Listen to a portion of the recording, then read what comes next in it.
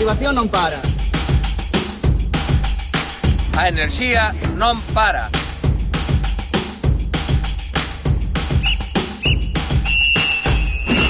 Porque o deporte galego non ten parada.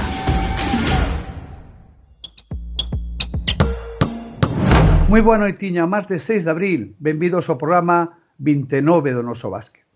Cheo de contidos e opinión referentes no eido do baloncesto galego. Recibiremos ao director deportivo do Río Breogán, Tito Díaz, tras selar o billete xa matematicamente do equipo lucense pa tempada 25-26 en ACB. Sexta tempada consecutiva na élite.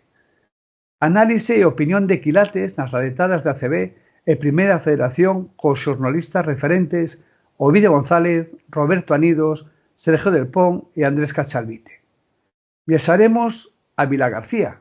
Este xoves comeza a fase final da Liga Femenina 2, coa representación do club organizador Cortegada e Maristas de Coruña. O noso peche farémolo en modo arbitral, con Dani Jan e Iris Díaz. Pero antes, se mo permitides, queremos facervos un agasallo. As mellores xogadas, os inesquecibles momentos do Campeonato Xunta de Galicia Cadete celebrado este finde en Culleredo e Coruña, cedidas por Cegaba TV. Parabéns para Culleredo e Celta en categoría femenina e Obradoiro e Básquet Coruña masculino que representarán a Galicia no Campeonato de España.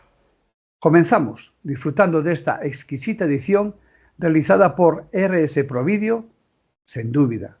Un uxazo poder contar con Rafa Saboeiro, o noso poeta galego da lente.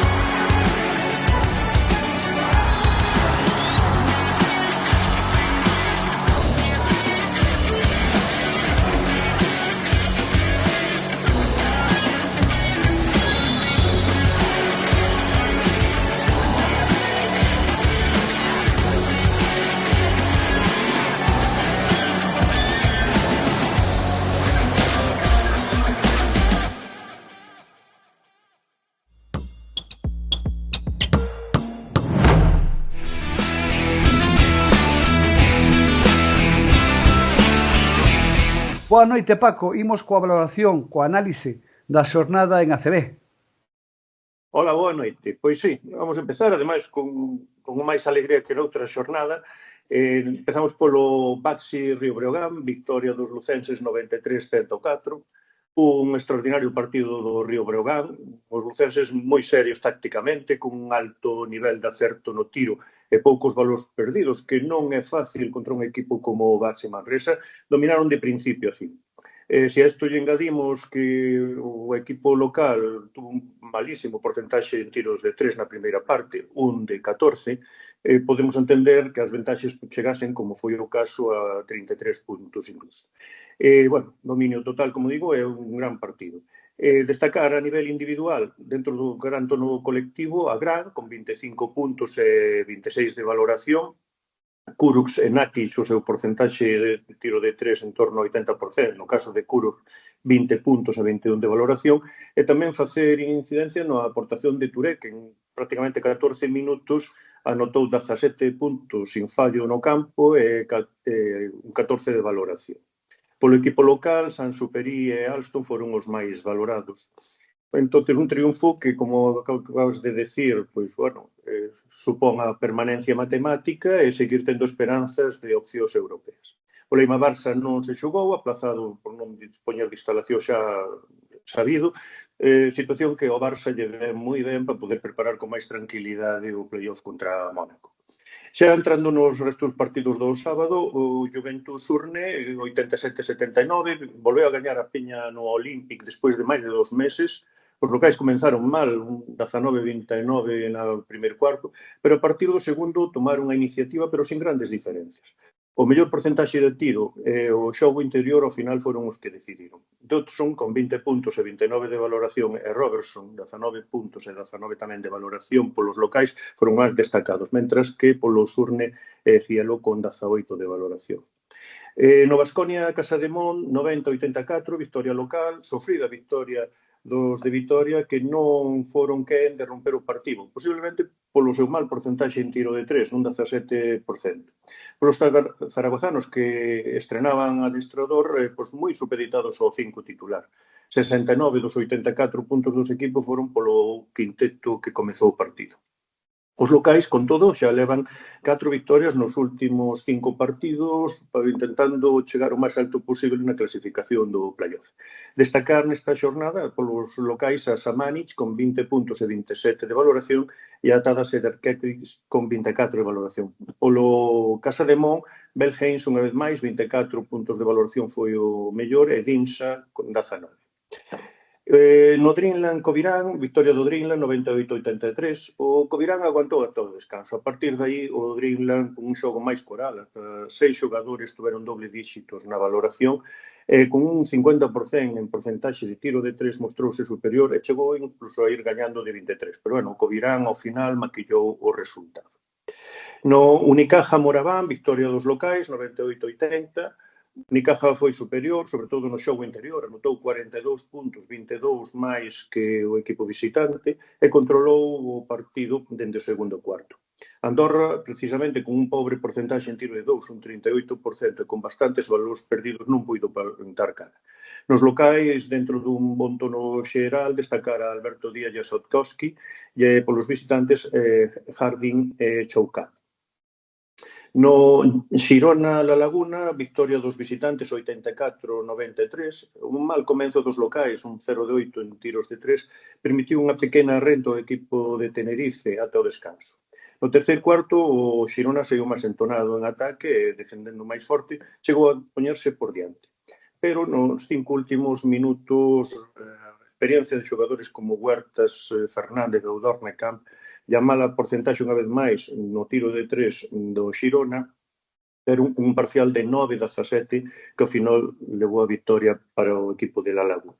Destacar polos locais a Durán, con 16 de valoración, e polos visitantes Xermadine e Jaime Fernández.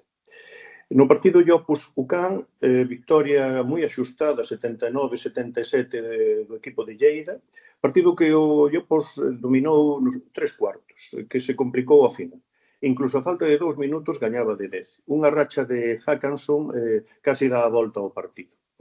Neste encontro, malas porcentaxes en tiro de 3 e o domino anotador na pintura do Lleida foi o determinante no resultado final. Polos locais, destacar a Bocic con 20 de valoración e polos visitantes o Can Murcia o nombrado Hackanson con 23. E no último partido da xornada, o Real Madrid venceu a Valencia 96-89. Un mellor inicio do Madrid levou a iniciativa durante toda a partida. A partir do terceiro cuarto, o equipo local, o líder, abriu brecha e o Valencia non foi quen de controlar, sobre todo, Andrés Feliz, que fixo o que quixo en ataque ca defensa valenciana. Polos visitantes, Montero, que o faro anotador estuvo ben controlado e pasou máis inadvertido. Con estas son 18 victorias seguidas do Real Madrid. Destacar precisamente a Feliz con 20 puntos e 26 de valoración e a xogadores que na rotación do Madrid son menos habituais. Polo Valencia, Pradilla e Montero foron os máis destacados. Así, a clasificación continúa encabezada polo Real Madrid con 26 victorias, seguido de La Laguna con 24, agora o Valencia 21 e Unicaja 20. O Barça ten 18, pero un partido menos, e a continuación vai o Juventud. O Breogán pasa a ter 13 victorias, e no fondo da tabla o Covirán e o Leima, Covirán con 7, Leima con 6, pero un partido menos. E isto é o que fai referencia á ACB. Pois, Paco, se che parece, imos ca primeira federación, disgusto en Santiago e moi cerquiña, moi perto para ir cargo o playoff polo título. Pois sí, unha vez máis, cara e cruz. Pois o Monbús, empezamos polo Monbús porque foi un pouco sorprendente o resultado, non? 63-65, perderon con o Ibereadi de Guipúzcoa. Mal partido no Sar. O predominio das defensas, as imprecisións dos dous equipos fixeron deste un partido certamente un pouco bronco e incluso impropio da categoría. Malas porcentaxes de tiro. Con todo, con 35 tiros fallou, por exemplo, o Obradoiro só colleu 4 rebotes ofensivos. Ao final puido gañar calquera. O Obradoiro tivo opción de tiro para vencer, pero a vitoria foise para San Sebastián. As últimas dúas derrotas, o xogo dos últimos partidos xeran dúbidas de cara ao playoff. Dentro do tono gris, destacar a Stevic e a Brocianski e polos visitantes a Lennart Smith. No aí cargo, o Booking venceu o Valladolid en 95-84, un excelente poste en escena dos locais, tanto en xogo como un acerto. É verdade que, recuperados os xogadores e a incorporación de Barton, o equipo volve a parecerse o que na primeira volta nos deslumbrou. De feito, 19 asistencias amosan o xogo colectivo, poucos balos perdidos, ben nos rebotes, sobre todo no defensivo. Un triunfo coral dos ourensanos, onde podríamos destacar a Brito unha vez máis, con 24 de valoración, e a nivel anotador a Crique e a Barton, ambos os dous con 17 puntos. Canto ao resto da xornada en Primeira Federación, sorprendente non pola victoria, senón polo contundente a victoria do Betis sobre o Flexicar Fuenlabrada, 94-72, que provoca un triple empate no segundo posto entre Betis, Movistar e Flexicar, precisamente. Tamén destacar a derrota do Superagropal na prórroga coa Mix de Castellón, o vicecolista. Resulta un pouco sorprendente a estas alturas da temporada.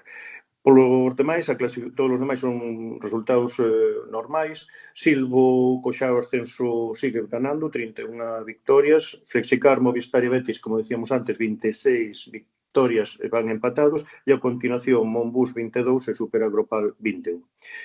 O Aicargo Booking vai no posto 14 con 10 victorias e aí peleándose co Ureta e Ibereadi polos postos de playoff. Descendidos a Mix e Naturavia, agora o terceiro posto estará no enfrentamento entre Valladolid e Menorca da próxima xornada, do cal saldrá o quen se salva. Nada máis pola Primeira Federación. Pois, Paco, imos co seguinte bloque por esta pausa con unha persoa que coñeces perfectamente, xa está esperándonos Tito Díaz, director deportivo do Leite Río Breogán. Boa noite, Paco.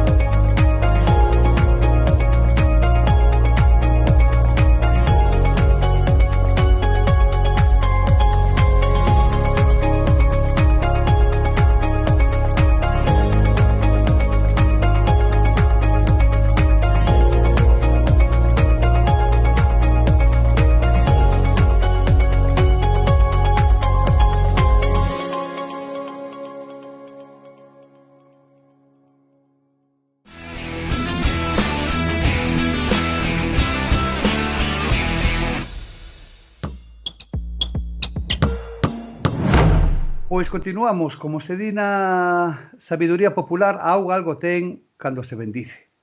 O noso convidado é historia viva e activa do baloncesto galego. Nos maiores logros na historia do Breogán, Tito Díaz estivo presente en cada un deles. A mellor clasificación histórica, sextos con Pablo Casado como adestrador e con Manel Sánchez, Suso Fernández e Tito como referentes. Unha clasificación para a Copa do Rei. E as dúas estadías europeas na Corac e a máis cercana, como recordaredes, no tempo na BCL.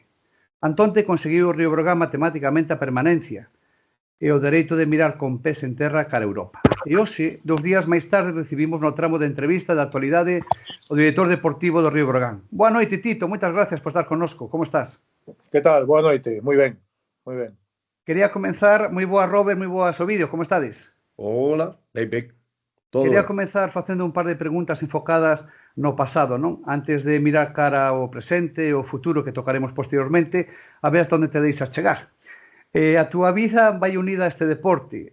Pensaches que sería así dende que comenzaches a xogar en la casera de Junior facendo parella con Suso Fernández?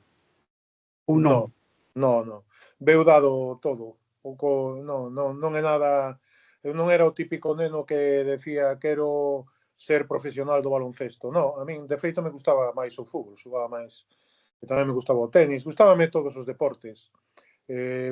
Foi pouco a pouco, foi surxindo, empecé a destacar no baloncesto, fun crecendo, funme quedando, ascendimos a CB e así foi. E despois, cando acabei de ser xogador, tampouco tiña pensado ser adestrador, pero bueno, fixen o curso por si acaso. Empecé en Foz, en Autonómica, un día me chamaron do Breogán e despois fun pa Vila García. Foi surxindo e agora, moitísimo menos, nesta última etapa, ser primeiro director xeral e logo director deportivo. De feito, cando me chamaron para ter unha reunión, pensaba que me chamaban pois para ser adestrador, non? Me propuxeron isto e primeiro lles dixen que estaban tolos e despois o fomos pensando ben e, bueno, así foi. Tamén teño que decir que non me arrepinto de ningunha das etapas. Eu creo que foi unha vida intensa e bonita e, bueno, estou moi satisfeito do feito, non? Eu sempre penso que non é importante o que te dedicas, o importante é de poñer toda a pasión, todo o corazón no que faz. Teño unha débeda pendiente contigo do acto que fixemos na Copa Galicia que corteiche a mitad de unha explicación. Quería que contaras, por certo, a túa anécdota no coche cando iban os rapaces a saudarte. Vale. Sí, pero eso é de xogador do Breogán. Exactamente, sí. Os xogadores do Breogán daquela e agora tamén son moi famosos na cidade, non? Lugo é unha cidade de baloncesto. Do que máis se fala do Breogán, tal vez os personaxes máis coñecidos da sociedade lucense son os xogadores do Breogán, non? E máis se eres de Lugo, como nos pasaba a nós. Eu recordo un día que fun a buscar un amigo meu que daba clase nun colexio, estaba esperando por el no coche, leendo o periódico, empezaron a salir os nenos, me empezaron a recoñecer, e cando levantei a vista tiña o coche rodeado de nenos mirando para mí. Unha sensación extraña, pero bueno, hai que recoñecer que é así, ¿no? Eres famoso e bueno, hai que aceptalo, hai que convivir con eso, tamén ten ventaxas. Sin dúbida. Non fai moito nunha conversa que tiñamos tío na rúa, falabas que na actualidade veste como moito máis preparado que cando tiñas 50 anos. De perspectiva, digo, deportiva, non? Que é distinta, que estás máis preparado. Sí, bueno, para xogar non, Bueno. Para xogar non. Este ano mellor non, pero o ano pasado... Os anos o que dan é experiencia, non? Na trayectoria miña, primeiro de xogador, logo de adestrador, e agora estos 6 anos que levo, 5 de director xeral e agora un de director deportivo no Breogán, o que tiven foi moitas experiencias, non? Unhas boas, outras malas. Eu creo que hai que aprender de todas, por iso digo que cada ano que pasa, sobre todo no traballo que teño ahora, por un lado son máis coñecido na ACB, é máis fácil chegar aos asientes, aos clubes, á propia ACB, e por outro lado teño máis vivencias, máis experiencias, entón, sí, penso que cada ano a experiencia, como se din, é un grado, non? Cada ano me sinto máis preparado para o traballo que teño que facer. aguanto mellor a presión, bueno, hai unha serie de cosas que vas adquirindo ca idade, e de momento non teño moito desgaste pola propia idade, non? Físicamente me encontro ben, gracias a Dios, bueno, a verdade é que sí, que me sinto nun momento preparado para afrontar a responsabilidade que teño, que é moita. Quería rematar con dúas preguntas antes de dar paso ao vídeo a Robert. A primeira delas, palabras que dixo neste programa fai 2 semanas Carlos Cortés. Facía referencia a Lugo e a Villagarcía de Arosa como as dúas zonas de Galicia onde máis se vive en profundidade e pasión o baloncesto. Bueno, en Lugo seguro. En Vilagarcía tamén. Eu adestrei en Vilagarcía no femenino e no masculino. E acordo xugar con partidos con moitísimo apoio da xente, se vive con intensidade. Pero, bueno, tamén se vive con moita intensidade hoxe en día en Santiago, este ano na Coruña, en Ourense. Afortunadamente, en Galicia hai moitos sitios de baloncesto. En Ferrol, este ano, bueno, cando xugábamos ali co Ar, aquilo era tremendo, pero este ano co resurxir, non, coa confirmación do Baxi Ferrol. Eu creo que Galicia é un sitio de baloncesto. Lugo, tal vez, é a cidade que ten máis continuidade no tempo, e tal vez é a cidade que se vive con máis pasión, non? Son moitos anos, moitas experiencias, pero hai moitos sitios en Galicia onde, afortunadamente, o baloncesto é o deporte principal. E xa para rematar este primer bloque, no mundo no que estamos ahora, que é un mundo telemático, que importancia lle das ás redes sociais? Ninguna. No meu traballo, ninguna. Sabía a resposta. Claro, é que non podo estar suxeto a eso, teño que basarme en criterios profesionais, en análisis profesionais, bueno, as redes sociais están moi ben. Eu creo que as redes sociais, en xeral, non teñen moita información, e eso fai que haxa bastante desinformación, pero, bueno, eu non podo darlle importancia, non lle podo dar importancia a eso, teño a miña, como se me dice, pois un enxeñeiro nuclear, e non me quero comparar, ni muitísimo menos, se lle dá importancia ao que dicen nas redes sociais deso. Non.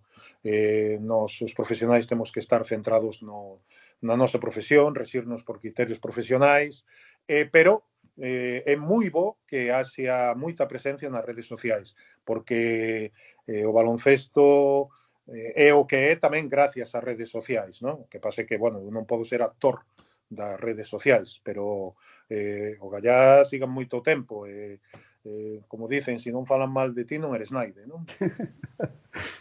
O vídeo. Bueno, pois vímonos, pola miña parte, en principio, a unha época na que non había redes sociais. 35 anos levamos así, como que, bueno, desde o ano 75, que 35 anos, desde o ano 75 que debutache no Breogán, isto foi un non parar, tú mismo dixeche, xogador, adestrador, director xeral, director deportivo, todos os xogadores, cando deixan de xogar e se dedican, collen responsabilidades noutros campos relacionados co deporte, din que o que botan de menos a etapa na que eran xogadores. Tú pasaches a pantalla xa ou aínda te lembras de cando en vez desa época?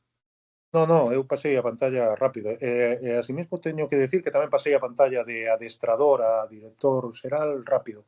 Eu creo que me adapto ben aos cambios, non? Non boto de menos en absoluto ser xogador, non boto de menos en absoluto ser adestrador. Estou moi feliz facendo o que fago, estou dentro do baloncesto, conseguín, penso, cerrar o círculo, non? Aficionado, era un neno que iba a ver o baloncesto, logo fui un xogador, logo fui un adestrador e agora sou director deportivo de un clube e estou tremendamente satisfeito. Por isto digo que eu iba para profesor de matemáticas e estou aquí, pero non me arrepinto en absoluto e non boto de menos nada. O que sí podo decir é que donde máis se disfruta é de xogador, eso sí. Se me apuras, de xogador non profesional. Bueno, de profesional tampouco vai mal a cousa. Tampouco vai mal. Disfrutar, sabes? Xa. Do 75 ao 91, xogador. Do 94, corríxime porque isto está sacado todo de internet, que estos datos de memoria. Eu lembrome que tú e eu, cando tiñamos 10 11 anos, xogábamos polo patio dos Maristas, ahora vamos deso si me acordo despois do resto que tal. Despois de adestrador desde o 94 ata o 2019. En esas etapas, nesas vivencias de xogador e adestrador, tocache na provincia de Lugo, na de Coruña e na de Pontevedra. Na de Ourense non. Porque non se deu ou ou tuveche ofertas de Ourense para ir? Sí, non recordo ben. Eu penso que adestrador non, de xogador tampouco, igual. Non recordo ben. Eu tiña un axente cando era adestrador, cando era xogador, daquela todavía non había. Pode ser que sí, que contactaran con el. Non o sei, non estou seguro. O que sí estou seguro é que o que sí lle dixen e o que sí que prioricei era facer o meu traballo en Galicia a poder ser. O conseguín. Sí. En todos estes anos tiven a sorte de estar moi poucos anos parados, contanse cos dedos dunha man, e conseguir traballar na miña rexión, non? Cerca da miña todo. Eu para pechar esta vista pola miña parte, esta vista así hacia atrás, a maior parte da túa carreira, bueno, evidentemente como adestrador estuvo vinculado ao baloncesto masculino, pero estuveche 3 anos adestrando baloncesto feminino. Como foi a experiencia no baloncesto feminino? Bueno, teño que decir que eu, cando era xogador, a miña primeira experiencia como adestrador foi no baloncesto femenino. Empecé con Fernando Fernández Allende, na compañía de María, é certo, adestrando rapazas. Curiosamente, unha rapaza que xogou este ano no Ensino, Claudia Soriano, eu adestrei a súa nai, a Fina, que na compañía de María. Despois foise para Cataluña.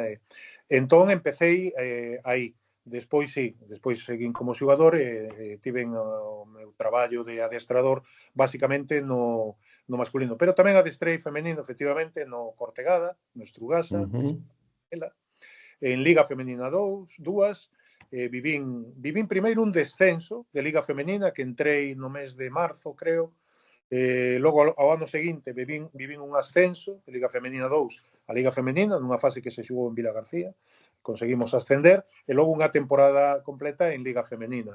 A diferencia, bueno, que as rapazas tens que ter moito cuidado co que dices, vale? Porque, como me dixo unha vez unha xogadora que tiña nun vídeo, estaba falando dunha explicación dunha cousa, e ao cabo dun rato repetín o mismo. Me dixo, Tito, non fai falta que repitas que somos chicas. Entón, quédanse con todo, hai que ter cuidado, son moito máis ordenadas.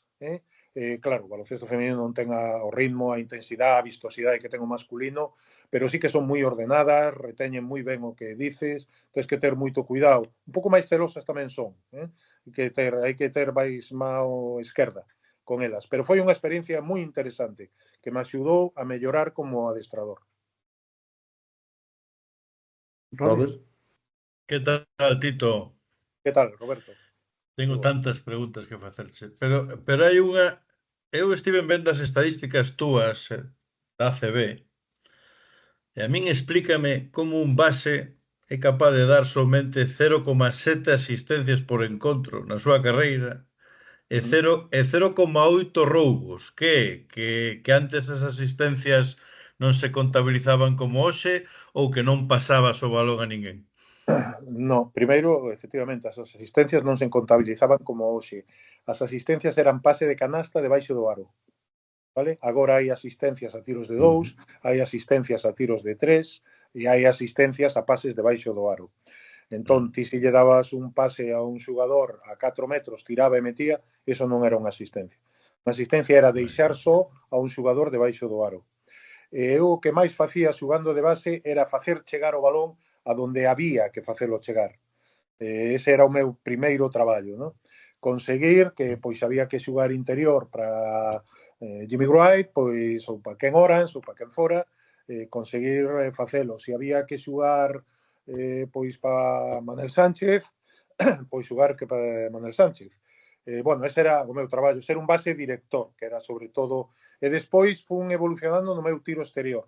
Cando nosotros ascendimos a CB apareceu o triple, o primeiro ano fixemos moi poucos tiros todos, eu fun evolucionando hacia aí, porque a mí me gustaba penetrar, doblar balóns aos pivos, estas cousas, non? Pero, bueno, sí que teño que decir que eu era moi amigo dos americanos, grandes, que daquela os americanos eran pivos, sobre todo, porque trataba de conectar ben con eles, aclarados para eles, facer que lles chegar o balón, alimentalos, basicamente. Logo, bueno, estamos a falar que que fúchelo todo, non? Primeiro xogador, adestrador, logo xa director en distintos estratos, e que eres capaz pois de facelo e de non añorar para atrás. Pero en cal momento sentiches esa felicidade que che cobre o corpo e dis isto é especial? Bueno, as tres etapas son especiales, son distintas.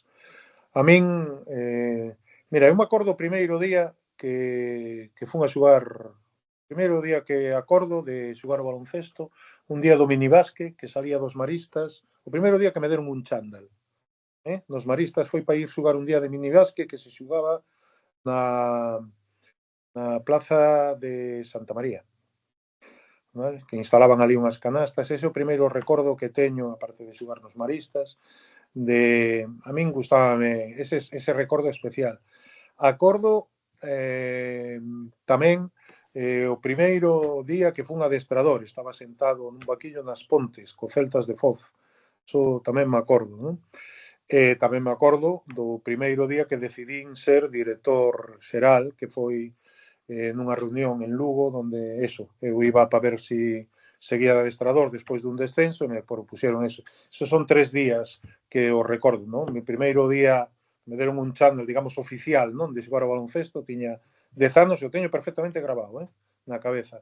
O primeiro partido que adestrei nas Pontes co Celtas de Foz, e a primeira reunión que tiven para aceptar dar un xiro, deixar de ser adestrador profesional e pasar a ser director. Eu creo que son momentos nos que tes que tomar decisións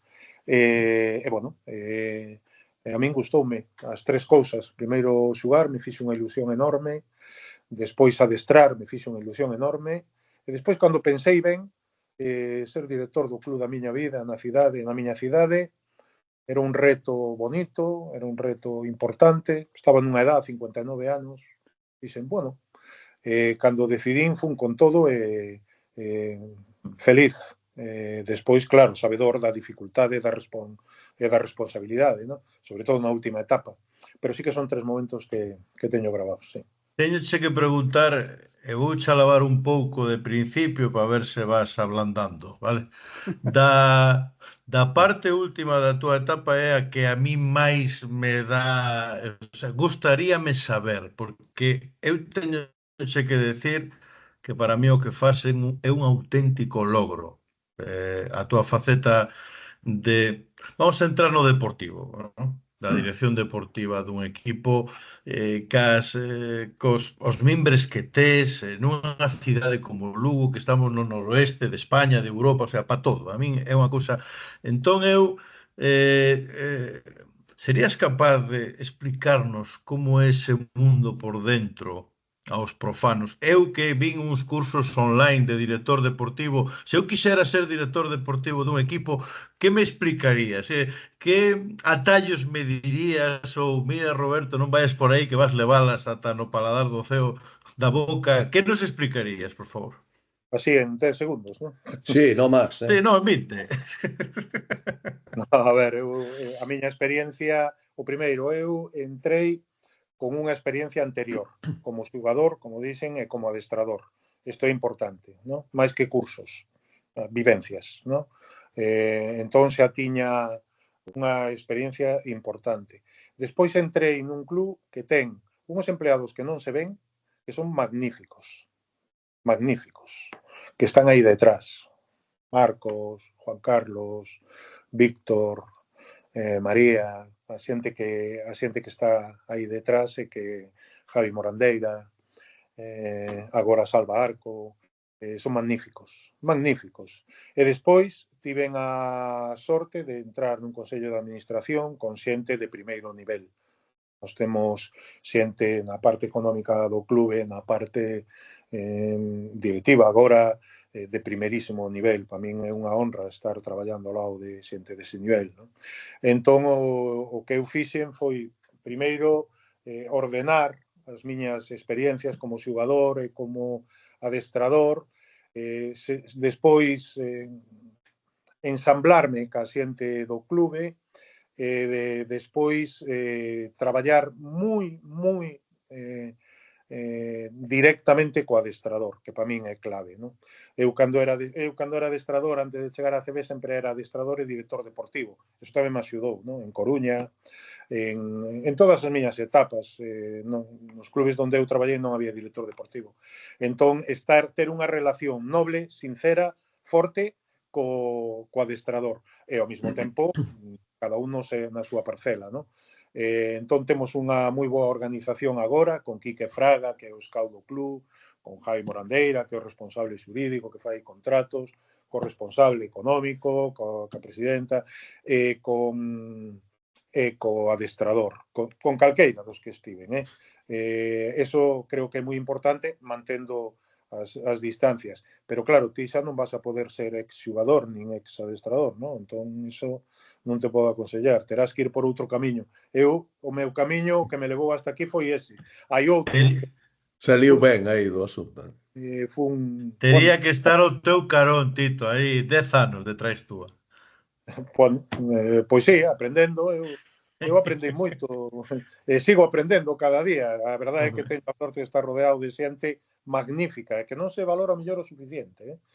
Dentro do Club Baloncesto Breogán, empezando pola nosa presidenta, pasando agora mesmo polo noso director xeral, que no apartado de responsabilidades non deportivas, digamos, é un crack, un luxo.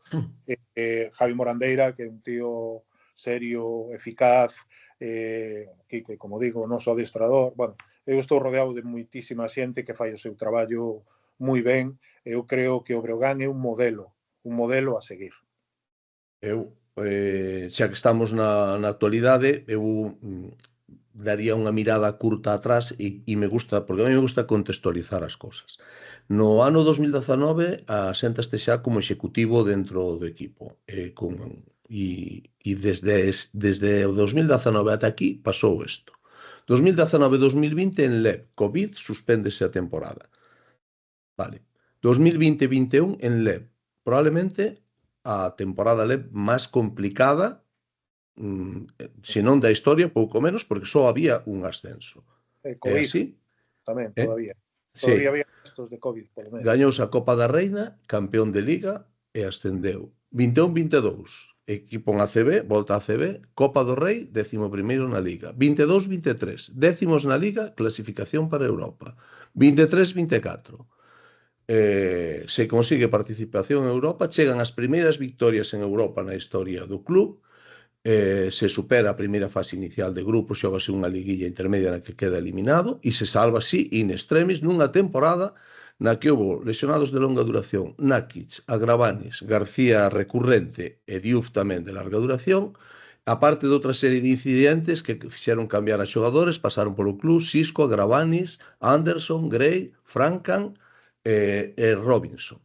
E xa o club salvado conseguiu superar todos esos inconvenientes e salvouse. Na 24-25, a falta de 4 xornadas, salvados e mirando a Europa. É como para estar satisfeito do traballo realizado? Efectivamente, pois claro que sí, satisfeito e orgulloso. Todo isto sin déficit. En caso de aí va ahora, a la pasta aí va ahora. Con cartos no peto, ¿no? Sí, pero por eso digo que o traballo de todos, isto o temos que facer entre moitos. Hai momentos que tens que ter sorte, hai momentos que tens mala sorte, pero isto é un traballo magnífico. Por eso digo que o modelo Breogán é un bo modelo. E tamén digo outra cousa, que sempre o digo: ao final o que quedan son os feitos. As palabras, sí, podemos falar desto, do outro, pero a trayectoria sempre... Os feitos, o que nos dicen, Tito, é que esta xente que se fixo cargo do club, o que vos fixeste descargo do club no 2019, porque tu estás xa no Consello de Administración agora, collestedes un club en serios problemas económicos, e aparte da trayectoria deportiva que foi a que acabamos de narrar, o club sanease. Sí, o club está saneado, afortunadamente. Hai unha xestión económica impresionante, non son moi de dar nombre, sobre todo de xente que quere permanecer no mato, pero todos sabemos. Sí. Todos sabemos o que hai, xente desinteresada, xente que o fai, vamos, os altruistas, e a máis xente de primeirísimo nivel. Eu son un afortunado, vamos, absoluto, aportando pois a miña experiencia, a miña tranquilidade, que esa é unha cualidade que teño, que fun descubrindo cos pasos dos anos, que nos momentos difíciles é cando máis tranquilo me poño, non? Iso non o sabía, o fun descubrindo co paso do tempo, non? Entón, aportando a miña parte e, sobre todo, tratando de facer equipo, porque o baloncesto é un deporte de equipo. Eu creo no equipo, o equipo na cancha e o equipo fora. Ese traballo eu creo que nos leva a donde estamos. Eu, ese pasado que acabamos de falar ahora del, máis inmediato, nos leva ao presente. E aí xa vou un pouco máis ao personal. Nesta temporada tocouche lidiar con algo, creo que inédito, que foi a destitución de un adestrador. O despido de Mirsic... Inédito no baloncesto de Lugo, Sí. En outras cousas, é unha cousa bastante normal, ao mellor en outros... Sí, no, me refería a ti. Inédito para ti na túa situación de executivo, quero dicir, que a primeira vez, sí. A túa primeira vez. Foi ese, ao mellor, o teu momento máis duro anímicamente nos anos que levas como director xeral, director deportivo?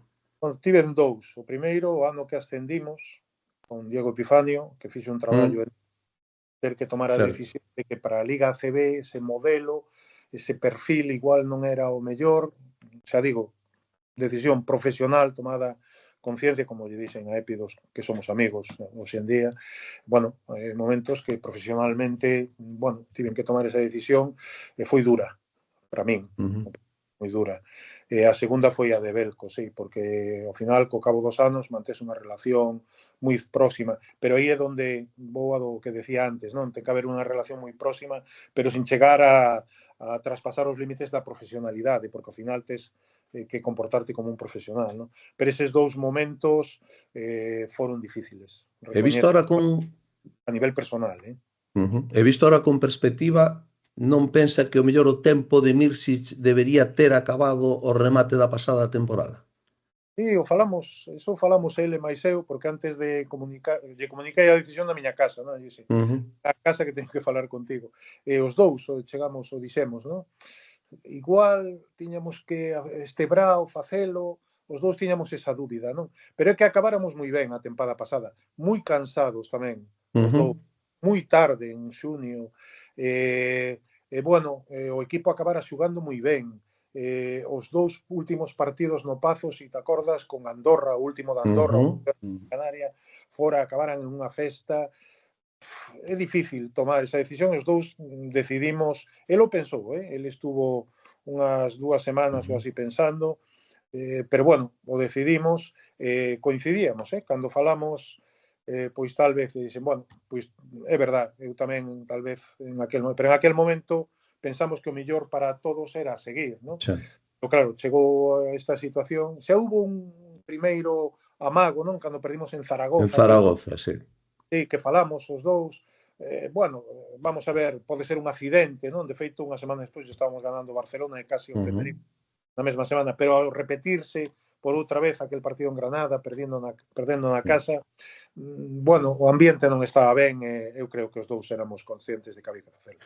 Bueno, na concepción do equipo deste ano, con Mirsic, un equipo que, bueno, que está funcionando con unha serie de retoques, e, bueno, que a chegada de Casimiro, que si eso falamos despois, pero na concepción do equipo deste ano con Mirsic apostouse claramente, as dúas apostas claras do equipo estaban no perímetro, era Moore e Hilliard, que curiosamente non están agora. Esas dúas apostas mermaron en certa medida a capacidade do Breogán para moverse no mercado, para fichar un 5, se cabe, algo máis determinante, ou a aposta por Saco como 5 titular foi unha aposta decidida? Non, é que non era exactamente así. A aposta, ao non atopar un 5 titular moi importante que pudera vir ao Breogán por razóns do noso presuposto, decidimos, o adestrador e máis eu, apostar por 3 5 distintos e complementarios.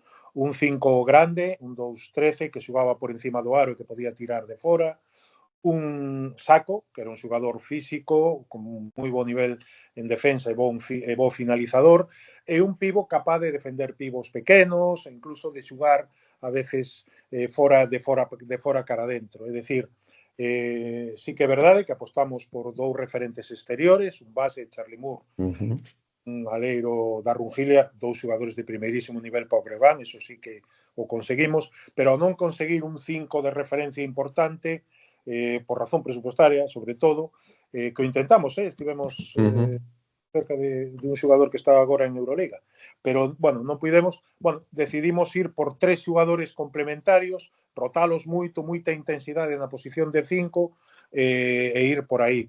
Un deles non saiu ben, Onu, que era o xogador grande que xogaba por encima do aro, non acabou de adaptarse, tivemos cambiar, e Buno, que foi o que chegou tampouco por un tema físico, penso que ao final conseguimos acertar, pero bueno, non é que deixáramos desprotegido o 5 titular, é que decidimos ir con 3, non? Unha rotación de 3-5, 4 abertos. Temos falado ao longo destes meses con Robert, con Sergio tamén, cando coincidimos, con José, en que o Breogán leva dado unha masterclass de moverse no mercado diante das incontinencias que van aparecendo, os problemas que van xurdindo. Como leva eso de que a maior parte do baloncesto español alabe esa capacidade que ten o Breogán e outra parte mínima diga que é un club que está supeditado a unha axencia, en este caso Beobásquet? Bueno, eso non é verdade. Non, xa, pero digo como levas. Non é verdade. Digo como levas tú isto. De feito, dos reforzos que están a funcionar, agora falábamos de Buba Touré e de Artur Kurus, non ten que ver con esa esencia. Non.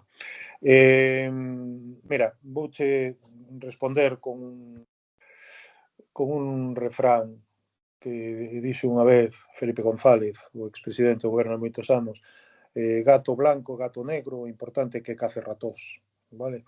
Nós o que temos é que ter boa relación con todas as axencias, un ano toca máis con unha, que temos unha moi boa relación, afortunadamente para nós, pero tamén temos con outras. O ano pasado, sin ir máis lonxe, Justin Robinson, que foi o xogador que chegou e cambiou o Anthony Polai, cambiando a posición de 4, non eran de aí. Justin Anderson tampouco. Non, eso non é verdade. O que sí que é verdade é que temos a sorte de ter unha moi boa relación con unha das millores axencias do mundo, pero a partir de aí pois fichamos xogadores, naide nos dice, nós co noso presuposto facemos de momento o que nós queremos. Pero bueno, ollo, que sí que conseguimos xogadores moi importantes tamén desa axencia e de outras. De xogadores falaremos aí cando queden os últimos minutos, porque non vas contestar, pero preguntar hai que preguntarche, non? É dicir, quedan 4 xornadas, o equipo contestarei o que me dé a gana. Pero chega a feira de abril, Tito. Tito sempre dice unha cousa, non te vou mentir. Non che vai contar nada, pero non che vai mentir. No, eu non trato de non facelo, non me gusta a mentira. O que non conto é toda a verdade, claro. Non podo, non? Malo sería. Mira, quedan 4 xornadas. O equipo está salvado matemáticamente, ainda que virtualmente leva moito tempo. Agora mesmo o obxectivo, pues, estamos de 11, pelear por manter ese 11, que está complicado, pero pode ser o obxectivo. Xogar a FIBA Europe Cup é unha posibilidade que se contempla? Ou simplemente o tope estaría en BCL, que é prácticamente imposible, porque este ano, bueno, ainda a saber como vai ser o reparto, pero é unha competición que parece ser que quere xogar todo o mundo. Sí, bueno, por eso digo, eso o primeiro, non? Saber como é o reparto, non? Vamos a previa de BCL foi o segundo ano, porque o primeiro ano de Tribal Haynes, de Musa, de Majalbase, que ano quedamos 11. 11, sí. Entón, nos permitiu xogar a previa ao ano seguinte. Bueno, en primeiro lugar, as decisións finales as toma o Consello de Administración. Vale? Eu, deportivamente, sí que digo que ata agora o que fixemos foi o que gañado na pista darlle continuidade no despacho. Pero bueno, xa digo, se quedáramos 10º, 11, temos plaza para xugar na BCL, o Consello de Administración, porque hai máis criterios, non? Criterio económico, criterio... Vale. A FIBA Europa Cup é a segunda división da BCL, entón, no seu momento decidimos que non era interesante, porque era... Lugo é unha cidade que ten un problema, que está nunha esquina de Europa. Ten moi malas comunicacións. Entón, o Breogán, para poder xugar en Europa, ten que facer moitísimas máis cousas que calquera outro equipo, non? Ese é o problema dos viaxes. Se a nós, a Xunta, por poñer un exemplo, nos dice que temos un avión para vuelos charter, podemos ir a calquera sitio de Europa, a Xunta, o Concello de Lugo, a Diputación, o dixo aí. Tamén. Nos acurta os viaxes e non perdemos tempo, sería moito máis interesante. Pero os viaxes sí que son matadores porque perdes moito tempo, non? Entón, bueno, tratar de ir a unha competición de primeiro nivel con cidades que teñan aeroportos, que teñan máis ou menos centradas, eso sí. Pero xa digo, o ganado na pista non se lle debe de deixar de dar continuidade, pero a boas competicións. Pero eso, en último lugar, é unha decisión do Consello de Administración. A miña personal, a BCL, é unha competición moi interesante, pero os viaxes son tremendos. Habería que buscar a fórmula, non? Para poder viaxar mellor, pero bueno. Deixámoslo entonces en que en BCL sí, eso foi no, o que porque a chegar aí vai ser prácticamente imposible, e a FIBA Europe Cup non, que non é interesante. Sí, non o sei, sí. Podería ser, sí. Desde logo, o clube xogar en Europa tamén está na historia dos clubes, non? E queda aí. Oye, eu acórdome, o dixo antes Rigui, cando xuguei a Copa Cora co Breogán, non? Bueno, esos son recordos para toda a vida, non? Ahora, cando xugamos a BCL, estar na sala Pioneer, eu xoguei na pista do Innis de Varese, aquel de jugadores míticos, o Breogán estivo presente en moitísimos campos de Europa. Eso tamén fai historia do clube, eso tamén é importante. Sí, eu por eso che decía o tema desta segunda competición da FIBA, porque, claro, ten moitos problemas, pero dillo a Bilbao, sabes, que acaba de gañar a competición. Bilbao que mira como vai na Liga Endesa. Eso depende, Bilbao tamén pode viaxar mellor, seguramente, non sei. Tamén, ten o aeroporto a 5 minutos. Lugo estamos nunha esquina, para Lugo o baloncesto en Lugo é moi importante, pero ao final somos un polo pequeno nunha esquina, non somos a aldea gala, pero casi. Entón, bueno, non é fácil. Robert. No, dá gusto escoitarvos. Sí, eu xa o decía, é que para min é un auténtico milagre, non? Este nivel de competitividade que está a ofrecer o Breogán tantos anos, o nivel de poder xogar en Europa. A quen non lle gusta xogar en Europa? Pero os cartos, non? Eu teño medo aos cartos. Titito máis que a min, seguramente, pero os cartos do baloncesto é algo increíble, os cartos que se están a mover nas universidades estadounidenses, os cartos que se están a mover na G-League, que é unha competición de chichinabo da NBA, os cartos que se están a mover en todas partes. España non hai empresas, non hai sponsors, non hai... Ou hai, pero hai 4, e cada vez teñen menos cartos, o sea... É moi difícil competir así, verdade? Sí, é difícil. Bueno, no de Europa os cartos non, porque, por exemplo, a BCL é unha liga que está subvencionada, aí non perdemos, tamén están os abonos, non? Que colles partidos en Europa. En Europa o que máis medo lle teño é o tempo que perdes en viaxes, en ir, volver, ese desgaste, ese non poder adestrar. Pero logo no baloncesto en sí, mesmo, sí. Agora mesmo... as universidades americanas van a poder empezar a pagar aos xugadores, olvídate dos xugadores xóvenes vos españoles que van ir todos paló, porque non estamos falando de pouco diñeiro. Eu teño moi boa relación con xente en Estados Unidos, con ex-xugadores de Breogán, Jeff Allen, que xugou conmigo, con el, seu fillo ten tamén unha axencia de representación de xugadores, falo con xente dali, a partir de ahora a NCA vai pagar, pero, ollo, non... Moita pasta. Non 100.000, 1 millón, 2 millóns, 500.000. As universidades americanas teñen moitos cartos. Non vamos a poder competir con eles. Os xogadores xóvenes europeos que destaquen se van a ir para lá. A G-League, efectivamente, empezou a pagar Por eso agora, para salir, hai un buyout de 50.000 dólares para poder sacar un xogador dali.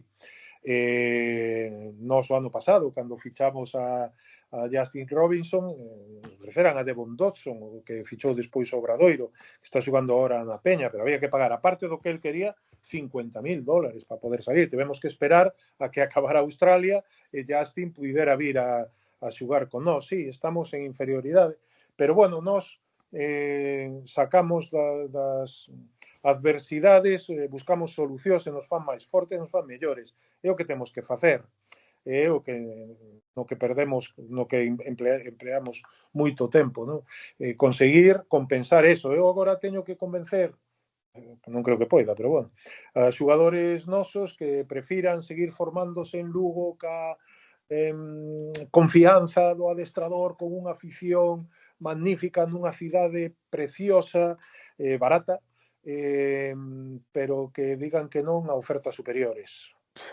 Pero Tito, abriu a porta, Tito, acaba de abrir a porta, Tito, para entrar ahora. no, xa o vídeo xa lle está iluminouse a cara, pero Tito, a nosa cidade é bonita, a muralla é unha preciosidade. O baloncesto se respira en Lugo como en ningunha outra cidade probablemente, pero os cartos temos os que temos. Entón, o que elixa cartos, pois probablemente vai a irse, como nos pasa moitas veces, sí. E a Liga ACB sigue sendo un gran escaparate no deportivo, o sea, quen xoga ben na ACB. Sí, gracias a eso temos ao mellor moitos xogadores, ¿no? Pero os que venen de primeiras, ¿no? Despois retelos xa é máis complicado. É máis complicado. Aparte hai temas fiscales, bueno, xa é máis complicado. Falando veña de vídeo. Vamos allá o vídeo, venga, vamos allá o vídeo. Recta final, polo menos pola miña parte. Entendo que, bueno, xa salvados é a túa obriga como director deportivo, estar pensando, xa levas pensando na vindeira temporada a tempo, pero ahora xa na mesa entendo que con Luís, desde que Luís xa afirmou que seguía, que número de xogadores barallades que pensades, sei que en nombres non vamos a entrar, non? Pero que número de xogadores barallades que Luís dice eu quero estos, a min estos me valen, e que creedes que se poidan quedar esta temporada dos que hai? Claro, vale. Primeiro, renovamos a Luís, a Víctor. Agora tamén vos vou adiantar, xa que é un programa moi visto, que me dixo Rigui, cantos o ven? 175.000, me dixeche, Rigui. Depende, o último programa que fixemos con Carlos Cortés, 204.000. 204.000. Bueno, pois enhorabuena, enhorabuena. É traballo de todos. Gracias. Eso, pois sí, unha persona sola non consigue cousas así. Imposible. Enhorabuena. Que sexa por moitos anos. Agora vamos a anunciar esta semana a renovación de José Durán, o noso preparador físico. Entón o primeiro é o cuadro técnico. Vale. Temos o equipo técnico. Entón a partir de aí, Luís Casimiro e máis eu tivemos unha reunión para definir a estrutura da plantilla que buscamos para a temporada que ven. Como queremos configurala, con 3 bases, con 4 ou 5 aleiros, con xogadores en 2 posicións, configurala, non? A partir de aí, intentar ver que xogadores poden ter continuidade.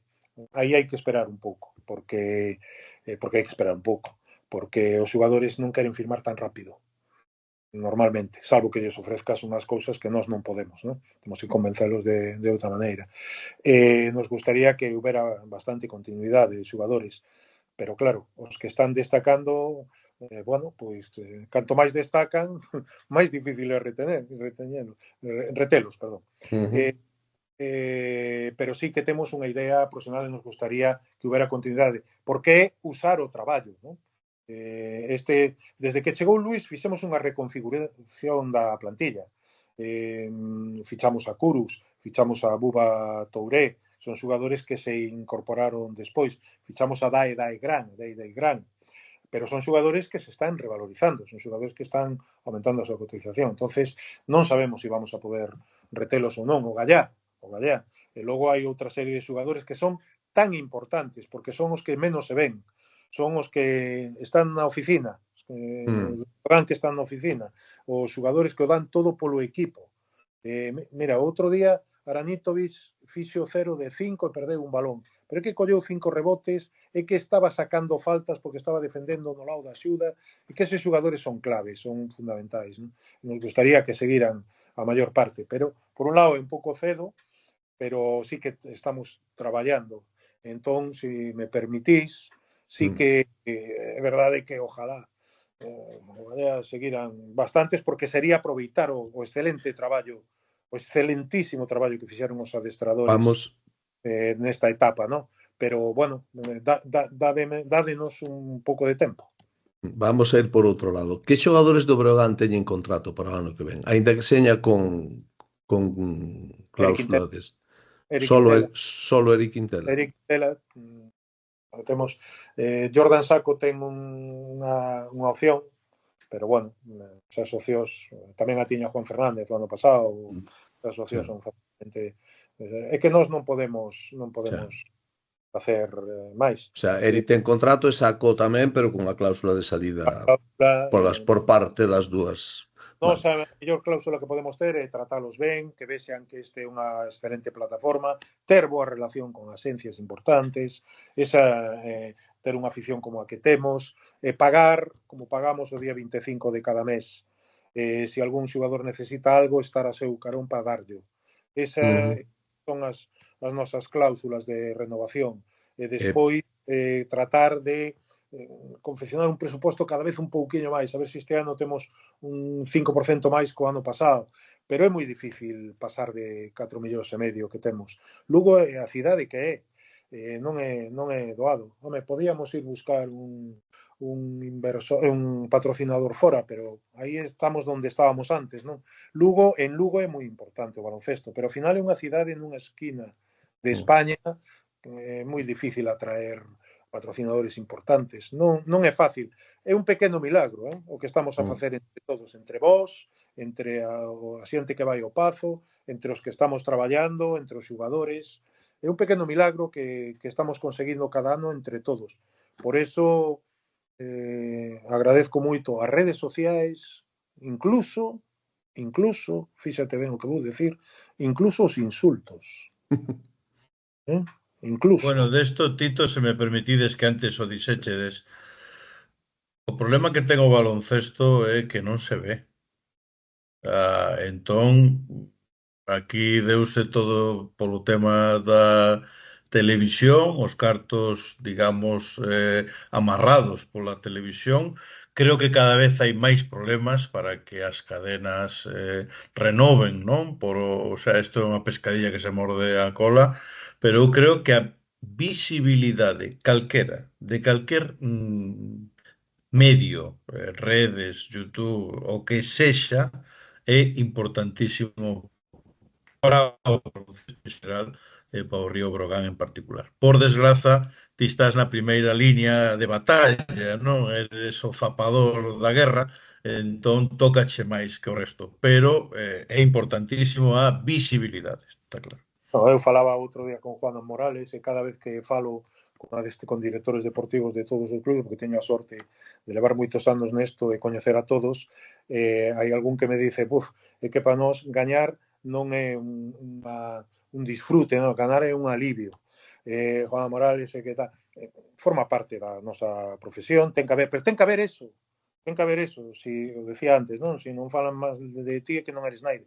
Ten que haber eso. Cando colles unha dimensión importante, esa dimensión entra de todo, non? Entra xente que sí, que logo entra xente que crítica e que ten outra visión. Respetar a todos, absolutamente, centrarme no traballo e procurar estar fora de esas corrientes, porque senón non faría ben o meu traballo, agradecer a todos, por eso digo hasta os insultos, non? Agradecer a todos porque o baloncesto ten moito recorrido co fútbol. A nós, a televisión, nós de Movistar en primeira división, se nos dan 800.000 euros este ano, non creo recordar, están as contas, as contas nosas están auditadas. Son públicas, sí. Creo que era 700 e pico mil euros. Creo que en segunda división de fútbol andan por 6 millóns. bueno, a diferencia é enorme, non? Entón temos que vivir deso, temos que vivir de encher os pabellós, de que as nosas redes sociais sean as que teñen máis seguimento, temos que vivir deso, temos que movernos nese mundo e temos que ser capaces de aguantar eso. Forma parte do noso traballo. Eu, por eso digo que a experiencia axuda, non? Eu cada vez teño máis experiencia e recoñezo que tamén cada vez son máis forte. Probablemente hai 20 anos eu no cargo que estou duraría menos. Tito, teño unha cousa que me preocupa neste intre. Estou mirando para o vídeo, preocúpame que non poda dormir esta noite. Falaches de xogadores, pero quedou pendente un que leva moito tempo reivindicando a súa renovación ou contratación nova, Dominic Mabra. Non o nombraches, non vai dormir o vídeo se ven, na lista. Eu durmo ben, tomo pastilla para dormir. Tamén xo digo. Dome Mabra foi un hallazgo para nós, foi un xogador que un base director nos tempos que corren é difícil encontralo, xa xo digo. Sí. Bases anotadores hai moitos. Bases directores que non sexan egoístas, que busquen. Outro día creo que fixo tamén, outro fallou todo, creo que fixo 2 ou 4 puntos, pero puxo o balón onde había que poñelo, cando había que poñelo. Pérdidas ten menos de unha por partido, é un xogador magnífico. Ademais, é un tío co que eu conecto moi ben a nivel personal, ¿no? Porque é un xogador generoso, vale? Pero non falei del porque non entendo. É que non falei de ningún, non? Ou sí? Bueno, algún nome saliu por aí, saliu algún nome por aí, pero claro. Sí. No, é un xogador que, bueno, ya sigo con... Dixeche xente que se estaba revalorizando, entón, claro, preocúpame que o vídeo non escoito o nome de Mabra neste caso, claro. Dome Mabra tamén se está revalorizando, é moito. Xa digo, non hai bases de un 93 que pasen como pasa el, que teñan o tempo do partido como controla el, que faga chegar o balón a onde hai que chegar. Non hai moitos, é un xogador que se revalorizou moito, pero é un xogador que xa non ten 30 anos, o que pasa é que agora... Para cambiar de cidade xa é maior, que se queda aquí. É tremendo un xogador con ese recorrido estuvera na súa casa sin xogar, Como? Perdón? Que é tremendo que un xogador co recorrido que tiña Mabra, ca clase que ten, ca categoría, eu, por exemplo, tiña olvidado que estuvera sin xogar. Vamos, para min foi un dos hallazgos da Liga nesta temporada. Bueno, para min é para moitos, non? Rigui fai esa coña porque eu sempre reivindico o xogo de Mabra. A min é un tipo que me encanta porque pasan cousas. A min tamén. Unha característica que buscamos sempre é a ilusión, a fame, non? Cando pensamos en Luis Casimiro, unha das características é esa. Este tío ten experiencia, gañou todo, e encima ten fame, porque leva un ano sin adestrar, e ten ilusión, veo aquí antes, o ano pasado, a 2-3 partidos, eu falei con el moitas veces. Entón, era un tío con ilusión, con ganas. Artur Kurus viña de non xugar, tiña unha ilusión enorme por xugar. Dome Mabra elixiu quedarse adestrando no Caca Split e non xugar, e claro, ao principio vale, porque levas tempo xugando, pero chega o mes de diciembre e xa tes ganas de xugar. Buba Touré. Pero Tito, perdona que che corte, porque vouche poñer en valor. O sea, ti falas como si non, estaban ali facendo ganchiño e os fichamos. Outros equipos quixeron fichar a Kurux, está en Lugo. Outros equipos quixeron fichar a Mabra, está en Lugo. Entón, isto é o que quero que a xente... E Buba Touré tamén. E Buba Touré, que non quería Buba Touré? Hai que facer... Está en Lugo. Con Curus vouche decir unha cousa, que eu creo que é xusto que se seipa por el, sobre todo. Falamos co clube, eu teño unha relación con Alejandro, ¿no? Como director deportivo de Murcia, unha excelente persona e un gran profesional. Estábamos bastante de acordo. Falei con el, con Artur. Un día falei pola mañá, porque me dixo, vou adestrar, chámame despois. E falei despois do adestramento, eran as 11 da mañá, me parece, 11:30. Que, estás convencido? Sí, estou convencido, eu o que necesito é xugar e tal, e dixen, vale, entón como facemos? E lle dixen, Artur, tes un avión ás 4 da tarde e tes que collelo porque te necesitamos aquí para adestrar o xoves, que isto creo que era un miércoles, e isto falamos ás 12. Ben, por harto, o avión o collía en Alicante, ele estaba en Murcia, Pois se foi para casa, fixo as maletas, colleu o avión e chegou aquí pola tarde para facer o reconocimiento e estar o día seguinte. E lle dixe unha cosa cando chegou: Artur, isto non pode salir mal. Si tes estas ganas de vir e faz isto non pode salir mal. Entón, a veces tamén hai que apelar aos sentimentos, non, dos xogadores, estar cerca, e tamén a veces hai que ter sorte. A veces hai que ter sorte. Quería rematar con unha pregunta nada máis, Tito, da actualidade, porque, como sabes, do día 8 ao día 11, nunha terra moi querida por ti, en Vilagarcía de Arosa, celebrase a Liga Femenina 2, o ascenso a Liga Challenge, con 2 equipos, Maristas de Coruña e o equipo do último ascenso contigo, o Cortegada. Sí, eu ascendín, daquelas era a Liga 2 e ascendí a Liga Femenina.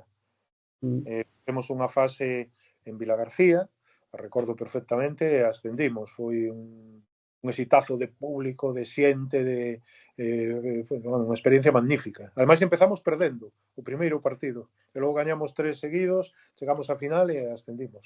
Sí.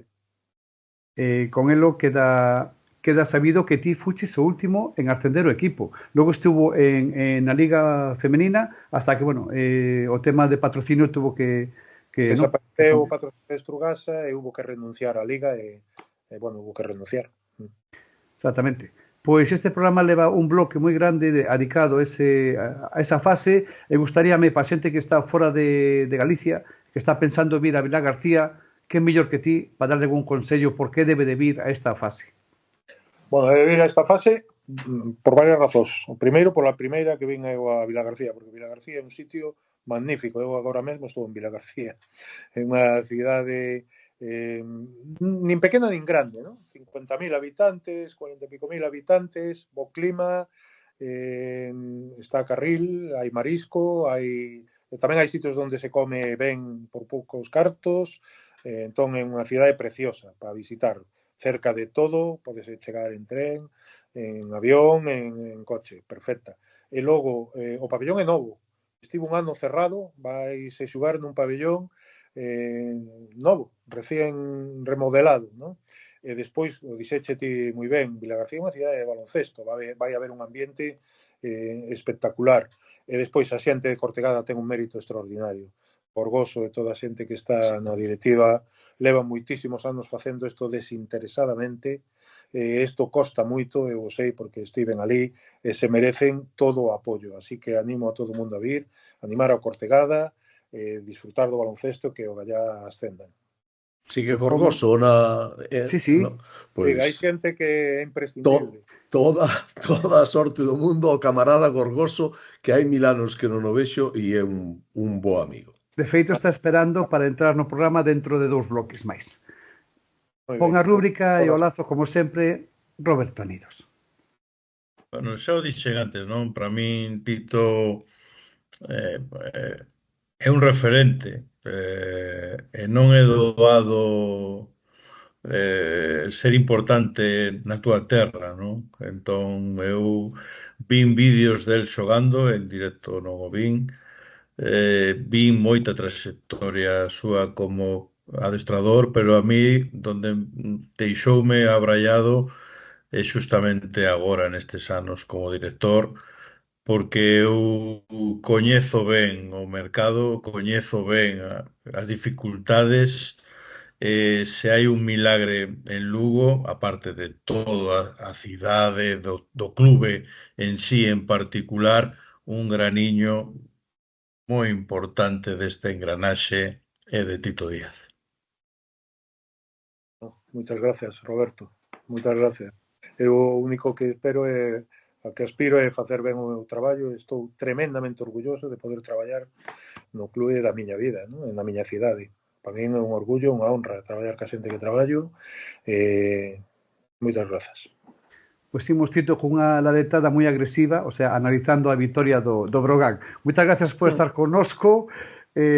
Como sempre, un placer. Un placer. Chao, Tito. Apertas.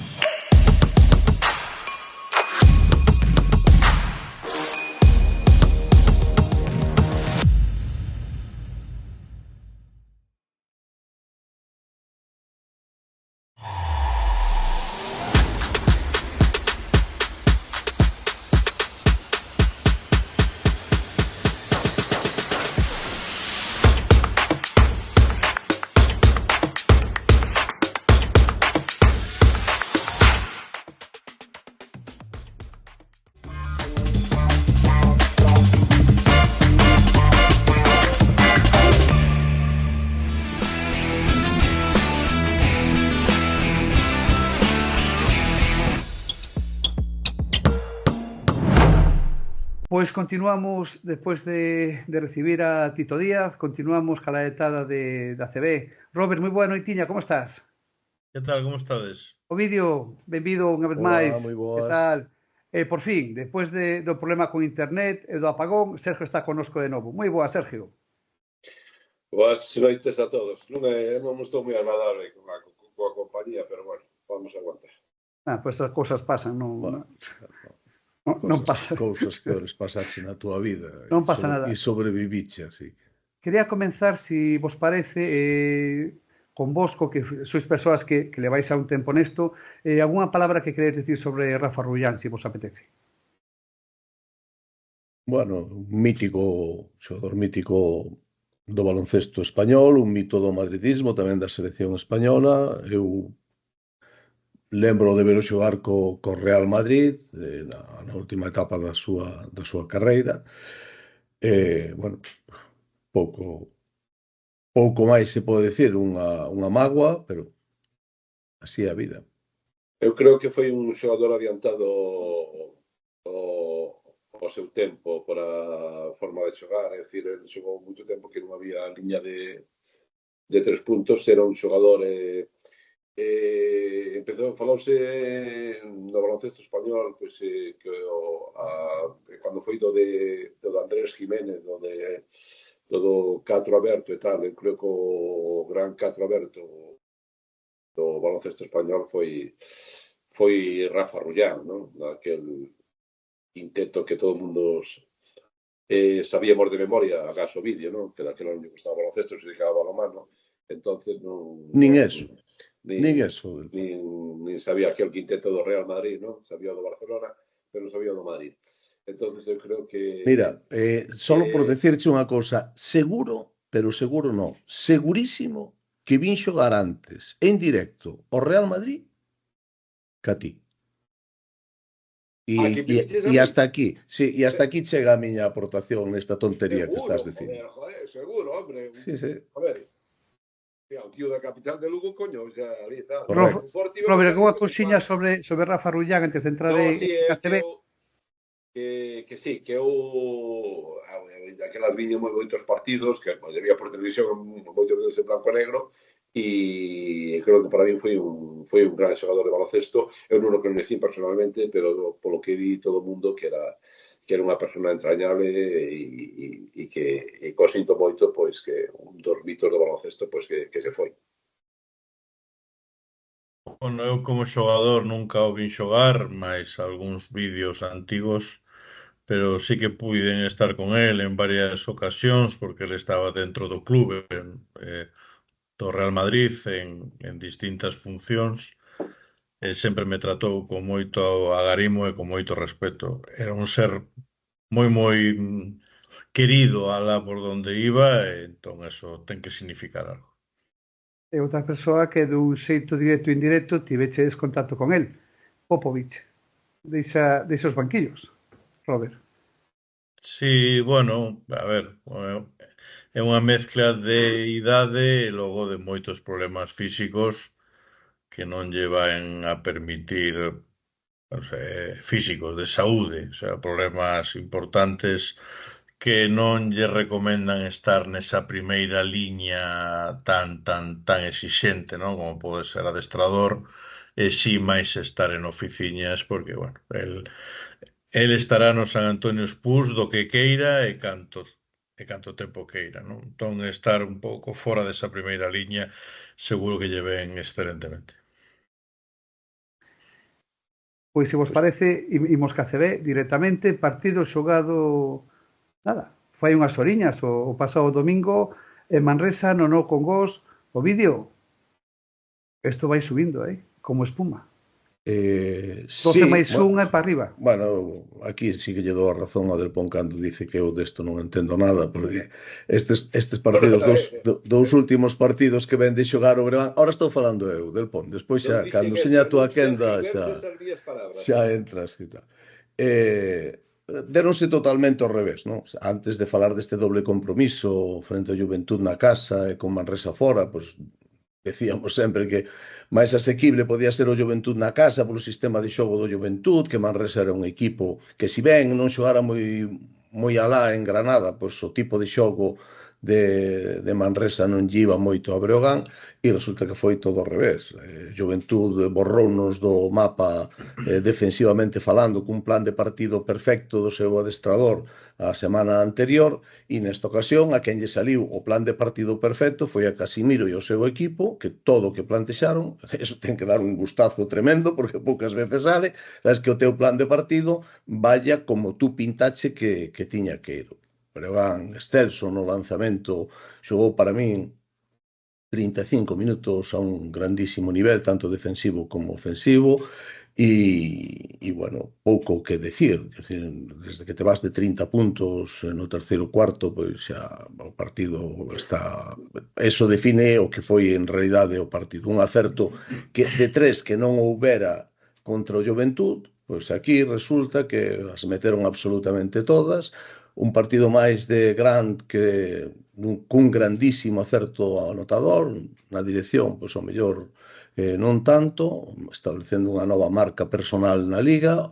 Tamén Kurucs establece marca personal na Liga, un xogador que sigue crecendo moitísimo, que vai costar moito traballo que se quede en Lugo para a vindeira temporada, porque non só son os puntos que aporta, senón tamén a defensa que dá, e que serviu tamén para que puidéramos empezar a ver tamén a un Touré ao nivel que todos estábamos a ver. Vamos, un partido redondo que serviu para que xogadores medraran, para recuperar a posición 11 na clasificación e a estar aí tranquilamente.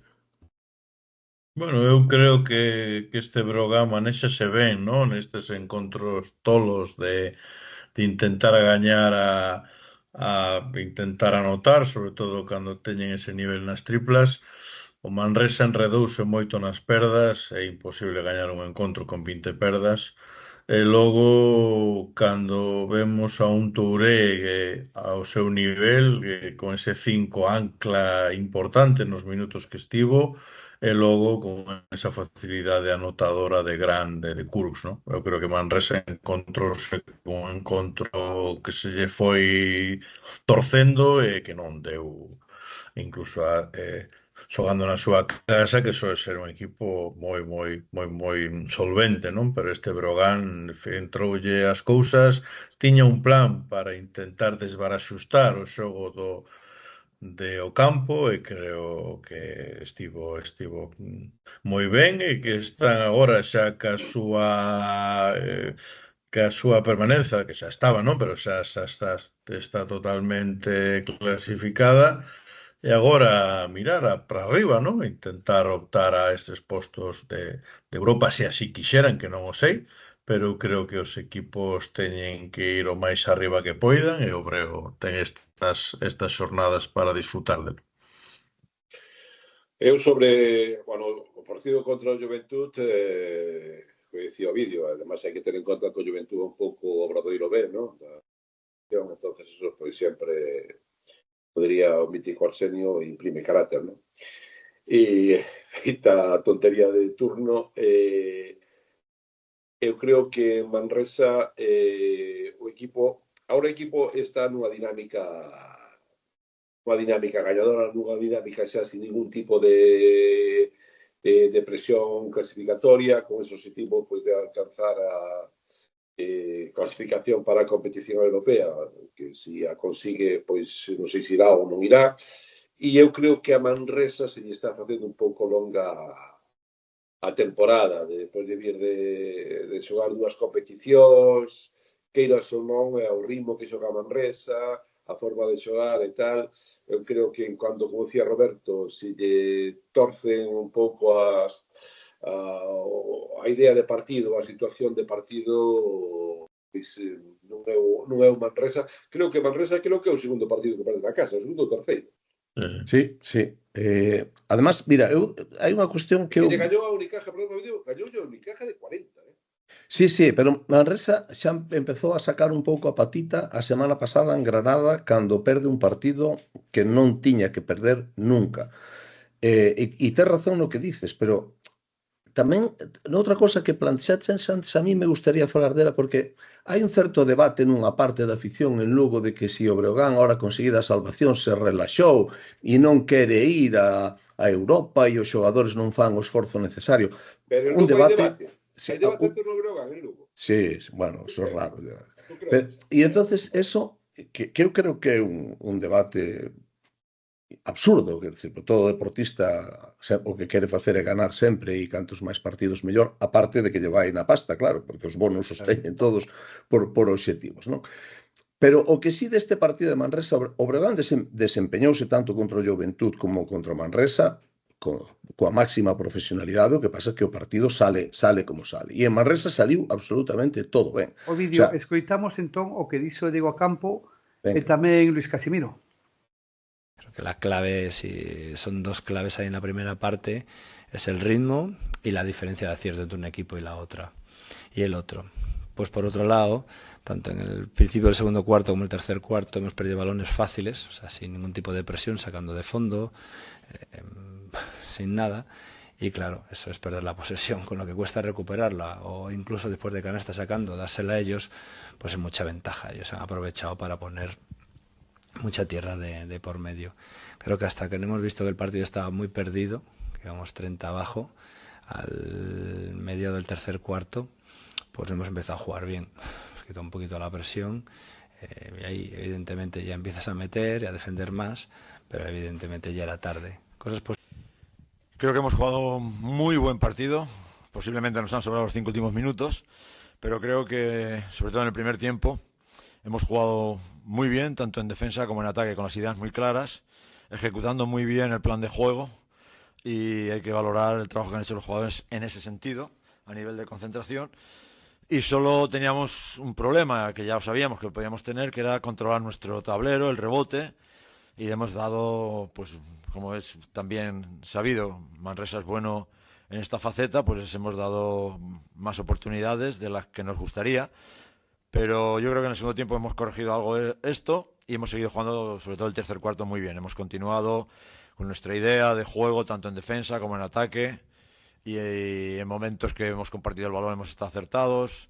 No hemos dejado que corra Manresa, y situaciones especiales que tienen ellos para correr las hemos controlado muy bien. No teniendo claros cuáles son nuestros objetivos, porque ya hacía semanas que posiblemente nuestro objetivo inicial estaba cubierto, pues yo creo que el equipo ha dado un paso más, ha demostrado que tiene hambre y que quiere seguir compitiendo, y eso yo creo que es muy importante también para nosotros. Diego Campo na súa comparecencia non soubo como xustificar a derrota do seu equipo, mirou todo no que Manresa fixo mal, pero que Manresa fixo mal moitas cousas porque Breogán, como dixo Luís, fixo moitas cousas ben, anulou moitos vías de anotación de Manresa. Alston acabou o partido con 24 puntos, pero meteu 14 no último cuarto, cando Breogán estaba, e sobre todo, e máis na última parte do último cuarto, cando Breogán estaba moi desfondado xa polo traballo realizado, e bueno, Touré xa tampouco tuvo entrada nese cuarto, quero dicir, aí foi cando apareceu Manresa, que senón a distancia aínda pudo ser maior. Eu vin un partido moi completo de Breogán. Me hubiera gustado ver un pouco máis a Touré, non sei por que non xogou no último cuarto, non tuvo entrada, porque esta vez sí, a Touré adoita a ter unha boa posta en escena na primeira intervención que fai e na segunda froxea. Sin embargo, nesta ocasión non. E no último cuarto non participou. Non sei se é porque físicamente aínda non está o 100% ou por qué. Pero vamos, eu insisto, creo que Breogán fixo en defensa un partido moi serio, moi serio, afogou por completo a vía de produción de Manresa e en ataque estuvo acertadísimo. E bueno, e outro recital de Gran que está deixando perlas na Liga, xornada sí, xornada tamén, e que, bueno, en certa medida está facendo que non se bote tan en falta a Hilliard como se podía esperar. Unha das mostras... Perdón. Sí, no, dos cosas. Estou vendo aquí os datos do Breogán, que fai 14 de 31 en triplas, Amigo. Bueno, ya que evidentemente houve un claro favor arbitral porque vai 34 veces o tiro libre. Entón, os debates esos que a veces vexo que hai en Lugo sobre a actuación arbitral, de que cando un equipo ten Aí o tiro libre, pois, como neste caso o Breogán, é que o favorecen os árbitros. Non, é así o vídeo, non? Tu sabes perfectamente que eu dos árbitros non falo. No, Si falo das triplas que dixeche, e é certo ese dato, e é tremendo o dato de acerto de tiro de tres, que contrasta co partido do Juventud no que fixo 5 de 21. Breogán vive máis alá da liña de 3 puntos. Hai un apartado que quería comentar que para min é importante, non?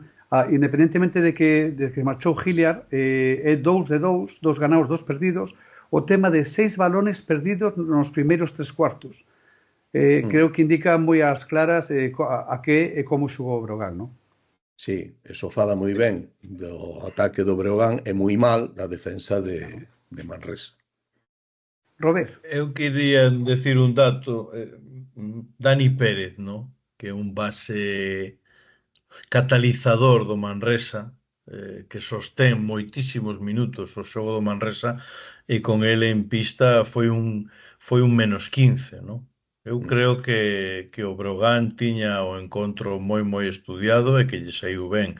Logo, gústame moito o que está a dicir Sergio, polo tema dos tiros libres. Está vendo moita controversia nestes finais destas semanas, porque xa se están a xogar playoff, xa se están a xogar cousas importantes, e xa está vendo estas queixas que son as propias de afrontar. Roberto, perdona, é unha brincadeira que fago por o tema este do debate. No, pero é por falar os catro, Sí. Porque a mí, mira, se estuvera Carlos Cortés lle preguntaríamos, porque eu creo que incluso hai adestradores, que hai equipos que entrenan, adestran como facer as faltas, como non deixar dar os tiros libres, como xogar cos cuartos. Claro, eso é parte do xogo, pero ademais, este partido, si facedes memoria, foi un partido moi longo. Breogán tirou 27 tiros, 34 tiros libres, pero é que Manresa tirou 27 tiros libres. É dicir, que tampouco está tan lonxe Manresa dos tiros libres dos que tirou Breogán. É dicir, para Fasa foi un partido no que houve moitas faltas, pero moitas faltas neste caso, o Breogán, que en outras ocasións falábamos que as faltas que recibía non conlevaban ir aos tiros libres, nesta ocasión si foron faltas en sitios onde se facía daño porque se foi moito aos tiros libres. Pero sí, está indo moito aos tiros libres e os equipos, bueno, pues cada vez defenden máis duro, máis fuerte, bueno. Próxima semana Real Madrid. Imos co partido do Leima que recibe ao Barça, non? Sí. Tivemos que deixar o Circo do Sol que fixese o seu. Si xa está Sergio aí facendo cruces. O problema de instalación, eu pensei que se adiara ese partido porque o Barcelona xogou o venres partido e se nos lo pediran, nosotros faríamos. Claro, é que venres e martes non hai sitio onde encaixar ese partido para ir a Mónaco. Pero bueno, se ya es por o circo, pues... foi así. O partido, Robert saberá mellor que a min, leva cerrado 3 ou 4 meses xa, A data dese partido está pechada desde fai un montón de meses porque actuaba el Circo del Sol. Alegría. Na Coruña. El Circo del Sol, que es un circo a nivel internacional, pacta fechas e se sabía desde hacía xa moito tempo. Bueno, un gran espectáculo, por outra parte. Fun fai anos aún, pero como van cambiando, non sei. Sí, pero ahora xa non está Pinito del Oro, non? Non sei. Non. Bueno, pois o Leima Coruña xoga un partido atractivo, ¿no? Contra un dos grandes desta ACB que... É de Europa. E de Europa, por Deus, que se poderá disfrutar aquí, ¿no? Que aquí o que nos queda é iso, disfrutar do rival. Entón, bueno, aquí dice de todo, que si van veñir pois moi cansados, se podemos competir, que si facemos outro Real Madrid, ¿no? Que gañamos de que si somente sabemos gañar aos grandes, bueno, aquí hai risas por todos. E nada, vamos a intentar xogar e disfrutar dun encontro porque o Barcelona non é a primeira vez que vai a chegarse á cidade herculina para xogar un partido. No, a primeira vez no. En ACB sí, pero... En ACB, sí. En ACB. No, eu digo, mira, ahora en serio, o Barça, eu creo que o Barça vai gañar en Mónaco. estuve vendo estes partidos de Euroliga, creo que o Barça vai gañar en Mónaco. Creo que xogan martes, o Barça, non sei, mañá, que non sei xogar, non sei qual xogan, si 7... 7. A 7. Xogan a 7. O normal é que viaxen directamente a Coruña, pois non sei se o mércores, o xoves. Non sei ahora, no media clasificación do Barça. Eu, se me permites, Sergio, se me permites, para min, ese efecto Euroliga, ese efecto cansancio, ese efecto presión, para min sería se xogáramos este fin de semana pasado. Eu creo que xa rematada a serie contra o Mónaco, con victoria ou sin ela, xa é outro escenario, non? Eu creo que estar na presión de xogar entre cuarto e quinto podría ser mellor. E logo, se me permitides, para min hai algo vital. A min hai algo vital, que o Barça quere ser cuarto. Entón, se o Barça quere ser cuarto, non pode perder ningún encontro. Ese é o que eu quería comentar ahora, que non me acordo ahora como estaba o Barça na clasificación en canto ao movimento. Vai quinto a unha victoria do Unicaja cuarto. E ser cuarto significa ter o factor cancha no playoff de primeira ronda. Sí, bueno, ten 2 partidos menos, está a 3, sí, supoñendo que gañe Coruña e o outro que ten adiado, que non sei con quen será, debe ser con Granca, que tamén ten outro partido adiado, si gaña eses 2 si quedaría, estaría con un menos. Que estes van arrastrando partidos. Xa.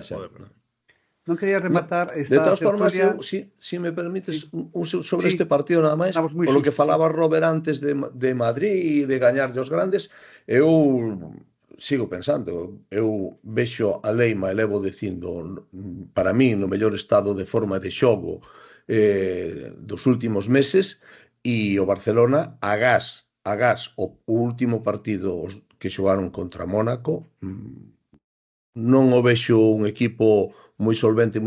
Tamén son coincidente, eu creo que o martes, isto estáse grabando o luns, que mañá martes, ainda que se emita o martes para poñer a xente en contexto, pois é máis fácil que gañe o quinto que o cuarto partido, pero eu creo que Leima pode ter opcións de gañar ese partido. Imos rematar con 2 cousiñas, o bloque de la letra da CB. A primeira, lembrando o sorteo das camisetas dos 3 equipos profesionais de Liga Femenina, de Ensino, de Baxi Ferrol e tamén do Celta Fexma.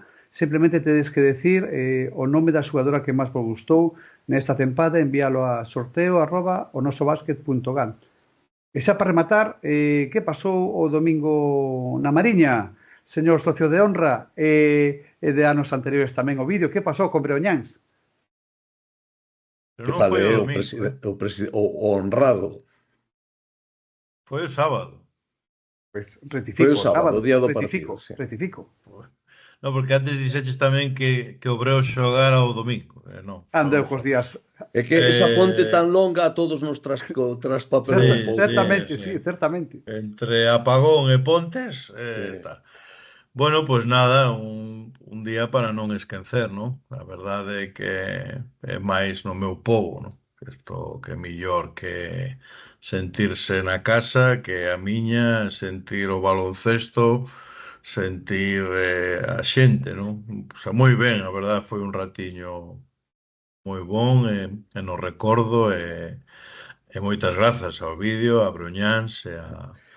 Saludou Roberto a máis xente do pueblo que eu. Con eso xa queda dito todo. Estamos ali tomando unha caña e era vir un detrás de outro, todo o mundo a saludar a Robert, entendes? Espera un momento. Me podedes poñer en contexto que non sei de que vai a historia? Nin falta que fai, del pon. Contamos usted despois, porque o socio de honra primeiro é o que ten que contar. O socio primeiro de honra de Breoñáns e o Vídeo González tamén.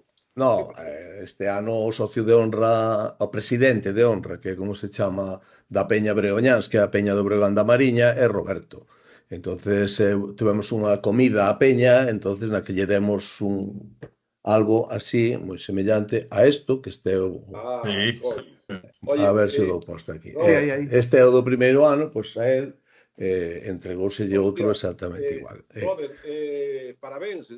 Espero que para ano que venga te acordes de min, non? Vas tú, para ano que ven xa teño, eso xa teño pedido eu. Hombre, no. Eh, Non me farás sí. ese feo. Porque tampouco sabía que eras o presidente dunha piña do Breogán. Non son o presidente, fun presidente de honra. E este ano é Robert. Exactamente. E no medio estuvo a exalcaldesa Lara Méndez. As tres que levan a honra de ser os presidentes desta Peña de Estou Breoñas. totalmente fora de xogo, É un mundo de Adoita pasar broganistas, eso, non? adoita pasar. Estou fora de xogo destas Adoita. peñas. Temos marcharnos con este sorriso porque agora ven o malo. Agora ven a primeira federación a la detada.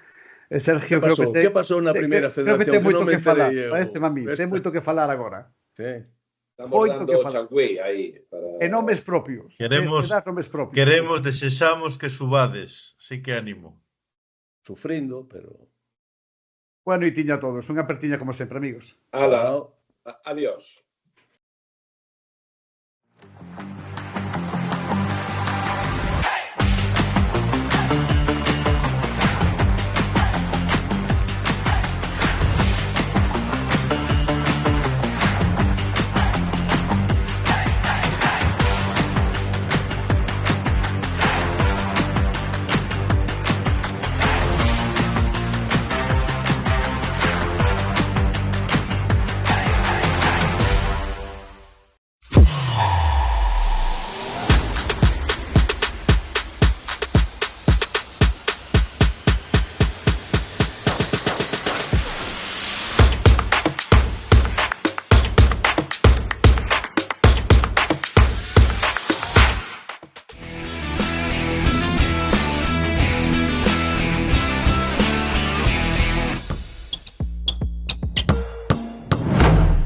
Pois tamén pasaron cousas na primeira federación.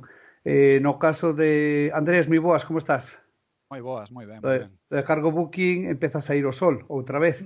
Sergio, moi boa noitiña, como estás? Hola, boa noite. Sí. Empezamos, se che parece, por aí, non, Andrés? Pola parte positiva esta semana. Logo tocaremos o tema Obradoiro e o partido, non sei, como decía, as palabras de Félix eran palabras duras, pero realmente que é así. Andrés, imos primeiro co partido, escoitando, se che parece, antes a Moncho, e a partir de aí enraizamos. A mí se me ha puesto la piel de gallina al acabar el partido. Es impresionante ver el Pazo así y ver al público tan contento y bueno, yo personalmente, para mí es muy bonito, es un factor de motivación y de realización extraordinario. Estoy muy contento de que el equipo acabe con 3 victorias seguidas en casa y ojalá traigamos el playoff y juguemos aquí porque nuestro público lo merece. No quise poner disculpas y al contrario, y hay que hacer ejercicios de autocrítica porque lo hemos hecho mal muchas veces. Vuelvo a tocar un tema que es el de la sanción, pero la verdad que yo no sé si hay equipo tan castigado como nosotros, ¿no? Guipúzcoa lleva 10 victorias de los últimos, o 8 victorias de los últimos 11 partidos o algo así, con un cambio de jugador. Resulta que nuestros últimos 8 partidos es con uno menos, es decir, que también, y esto no es una crítica hacia el COU, hay que entender la realidad. Me decía el director general de Valladolid hoy, tiene mucho mérito lo que hacéis, porque mantenéis un nivel, cuando otros cambian jugadores y cambian equipo, vosotros habéis mantenido el nivel a base de trabajo, pero además castigados por lesiones. Es que nosotros ni siquiera hemos podido tener a todos los nuestros, ¿no? Siempre. Por tanto, bueno, yo ahí quiero... Habrá tiempo a hablar de esto, porque si no nos clasificamos las sensaciones van a ser de mucha decepción, pero hay que entender que la temporada fue una temporada muy, muy particular, ¿no? En ese sentido, moi difícil. Bueno, un poquinho na liña do que di Moncho, a afección do Club Ourense Baloncesto non fallou en ningún momento na tempada e o feito de chegar a fin de curso, como ben falado agora cos de segundo de bachiller que falábamos antes, con opcións de entrar a playoff, pois é unha boa nova. Falar de decepción por non entrar, pois evidentemente, despois da primeira volta é complicado.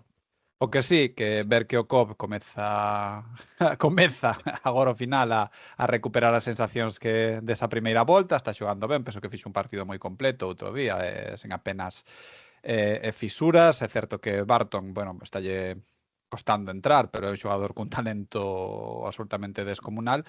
E despois hai xogadores que están mellorando moitísimo. O caso de Kriki, que se destapou como lanzador de triples, non? O que falábamos con Moncho fai unha semana na súa entrevista, pois que estaba buscando o rango de tiro, parece que o está topando. Creo que meteu 3 triplas neste partido. E a irrupción novamente de Diogo Brito e Rafa Lisboa, que cando os dous están ben, pois está moito mellor. Lástima que o Obradoiro non nos botou unha man como nos lle botamos a eles a semana pasada. Decidiron perder este encontro contra Guipúzcoa, rival directo polo playoff, que iso complica un pouquiño as cousas a este COP, que depende de si mesmo, precisamente ante Guipúzcoa, fora da casa, que lle ten que gañar de máis de 7 puntos, que despois que Obradoiro este fin de semana tamén faga un favor e que lle gañe o Tizona. A ver que pode pasar.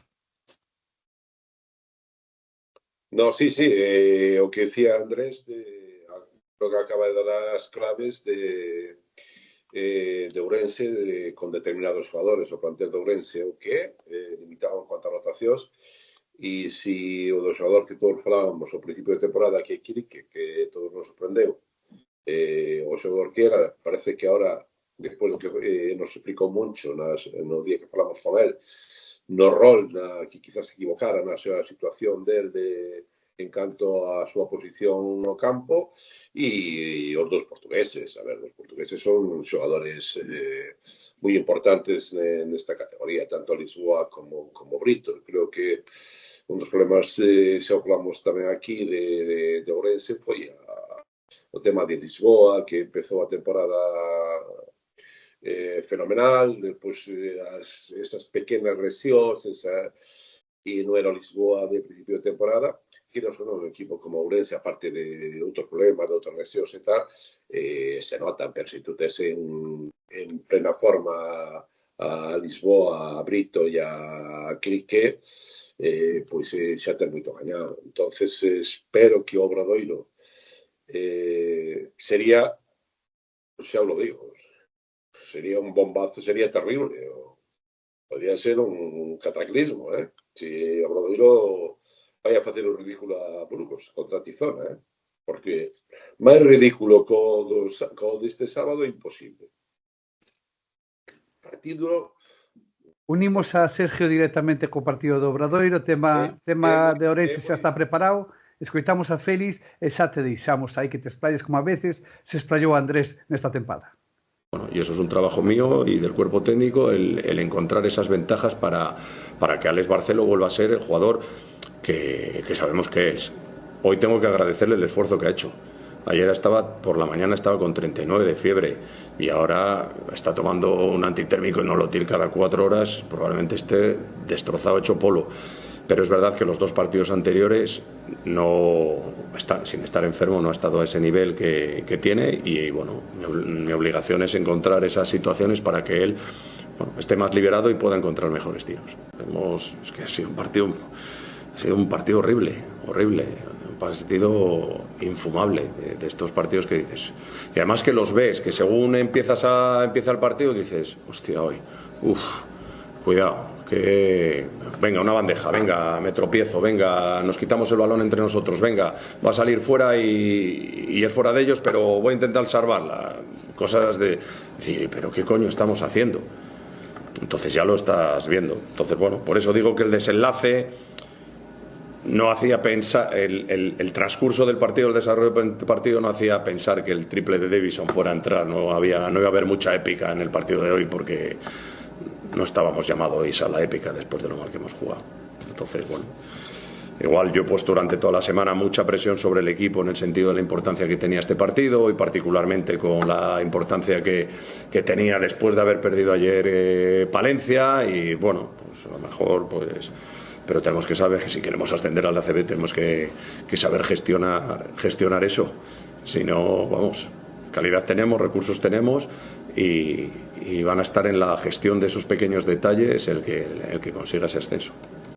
Bueno, o que di Félix, a ver, a mí gústame como adestrador, hai cosas que non me gustan. Gústame moito no rol de prensa, é dicir, porque é un adestrador que non ten ningún problema en falar das situacións que hai no equipo, que hai no plantel, tanto nas previas como nos pospartidos.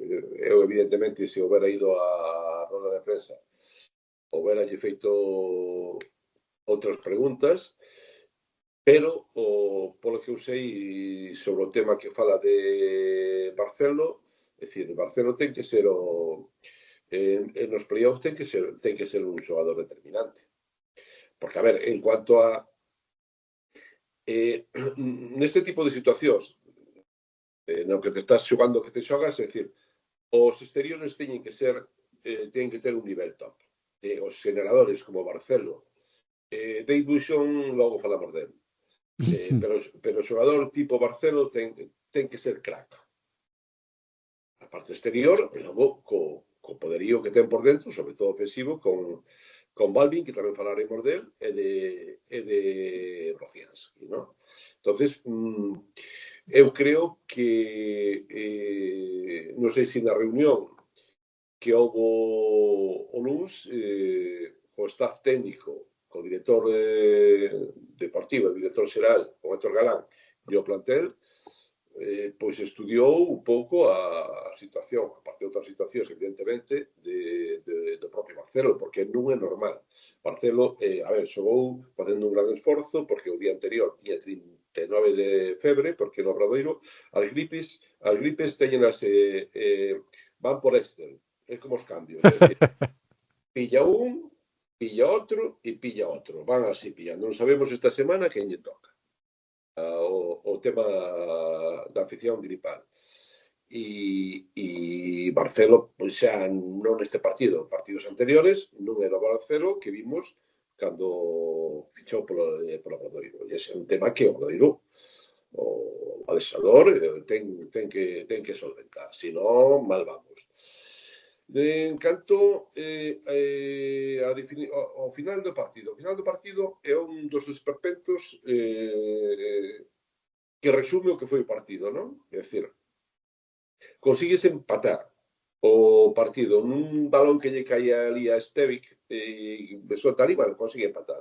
Con 3 segundos e pico para Guipúzcoa e lle anota unha canastra unha porta atrás. De Smith. É dicir, ben, Álvaro vai a tal, se come a porta atrás, medio esvara e tal, pero non hai ni unha axuda por detrás. Non hai nada en defensa. E postes 2 segundos e algo para o ataque, e a mí o que me sorprende é que non este Balvin en pista. Por que digo isto? Porque unha canastra de 2, vale, o Obradoiro, bueno, tal como foi o partido, sería un éxito levar o partido a prórroga. E decide xogar unha tripla para gañar. O que eu me refiro é que se vas a diseñar para lanzar unha tripla para gañar, polo menos engaña con Balvin en pista. Claro, porque se tú tes a Balvin en pista, o outro equipo pode pensar que tú vas a xogar un balón interior con Balvin para intentar conseguir a canasta e incluso un posible tiro adicional con 2 segundos e pico que quedan de posesión, ¿no? Entonces me extraña esa situación de, bueno, Balvin estivo pola pista uns cantos minutos e despois hai outro punto que é o de Brociansky. Brociansky nos últimos partidos tamén está como definirse algunha vez como que se levanta así, así pasan os minutos rápido e nos vamos, ¿no? Neste partido non estuvo mal. Ao principio, ves ese Brociansky que solta ese ganchito así como con certa desgana. Despois, cando viu que a cousa estaba jodida, perdón por a expresión, vimos o Brociansky moito máis concentrado, máis pedindo o balón, peleándose abaixo, evidenciando, evidentemente, a súa clase. Hai un dato neste partido terrible. O Obradoiro solamente consigue lanzar 18 veces, 18 triplas. Anota 2, pero solamente cando se está por encima non me fijo moito en estadísticas, pero está por encima dos 30 lanzamentos por partido, pero na maioría deles. E despois o partido hai balóns que se van fora, que son favorables ao Obradoiro e intentan sacalos, os perden, chocaron entre eles, bueno, unha cousa, pero horripilante de partido. É dicir, o partido dos chavales do descanso, dos rapaces que xogaban a ver os rapaces dos colexios, era moito máis ordenado que o partido do Obradoiro. É así de claro, non. Se escoitas a roda de prensa do adestrador, el mesmo o define. E a última xogada, xa cando o adestrador di, pois tal como iba o partido, xa non confiaba moito no lanzamento de Davison, a mí me deixou un pouco patidifuso, non? Eu estuve pensando, eu creo que a mesma situación é a mesma xogada que fan contra o Betis nos últimos segundos, é a mesma saída de bloqueo para un tirador, pero aí necesitaba unha tripla, pero que non se executa é Marcelo, e a mete. Claro. Esta vez Marcelo non estaba, non xo con él. E o fai con Davison, polas declaracións que acabamos de escoitar de Félix, estaba moi seguro de que Davison iba a anotar esa canastra. Eu creo que si Obradoiro ahora mismo pudiera fichar, cortaba a Davison. Bueno, está claro que o partido do outro día foi un auténtico esperpento, non só o que diste dos primeiros minutos, é verdade, tamén os compases finais, unha xestión, eu penso que tamén é responsabilidade tamén de Félix, non? Esa xestión final das últimas xogadas, a lo menos sacaron de cancha propia, o sea, de cancha oposta nesta ocasión. Oye, quedaban 2 segundos, Andrés. É verdad, Sergio, é verdad, sacaron, sí. É verdad, sacaron dali, pero si é certo que xa a maneira de sacar, a forma na que Davison colle o balón, Davison non é un xerador, é dicir, bueno, que foi unha castaña absoluta, non? Que pode entrar, pero da mesma forma, pois así foi. Tampouco houve opción de rebote, é dicir, é o que diste, non houve forma de enganar, estaba todo cantado de que iba un triple, así moi fácil defender. Que pasa? Que eu penso que o mellor é o que falábamos, non? Quizáis un momento de relaxación previa a playoff, quizáis pensando en playoff, ou que hai un problema de vestuario grande que hai que botar man aí como a sexa. Que pasa? Que botar man agora a unha xornada de rematar fase regular, entrar en playoff, ten moitos riscos, claro. Ao final podes convertirte no Estudiantes, que ao final pois botan a Rivero. No. Se te refires, Félix vai seguir, Pois eso é a maior tranquilidade que poden ter, porque sería un risco enorme, o sea, poñer en perigo o objetivo principal que é o ascenso. Que pasa? Que agora mesmo é complicadísimo. Eso é complicadísimo. Sí, perdón, Andrés. O peligroso que estás perdendo xogadores, tes a Barcelocao porque non é deste partido, leva 2-3 partidos que xa vai a menos. O de Balvin, home, as gripes duran bastante, non? Os xogadores grandes tardan en recuperarse, pero é difícil. Despois a actitude de o que dis de Brociansky neses primeiros minutos, que parecía que, bueno, que sabe que pode meter 20 puntos por partido nesta competición e que está un pouco a velas vir. Preocúpame tamén os poucos minutos de Quintela. Eu pensaba que Quintela nesta parte final da tempada iba a gañar minutaxe, iba a gañar protagonismo, porque é un xogador, pois mira, que no outro día nunha penetración rápida podería axudar cunha bombiña ou con algo, non? Ao final defines todo un triple. Sí, pero co partido co partido que fai Sete Quintela en ataque horroroso.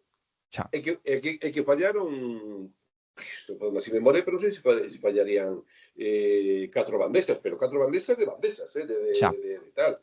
E Sete Quintela se xogou un par de mandarinas que o normal é que diga, banco. O problema é tú tens que encaixar nesa rotación, tens que encaixar a Davison. O que non entendo é porque Davison xoga 26 minutos por partido, 30 minutos por partido. Eso a mí é o que non me cabe na cabeza. Tú tens que encaixar a Davison. Tens que encaixar a Barcelo.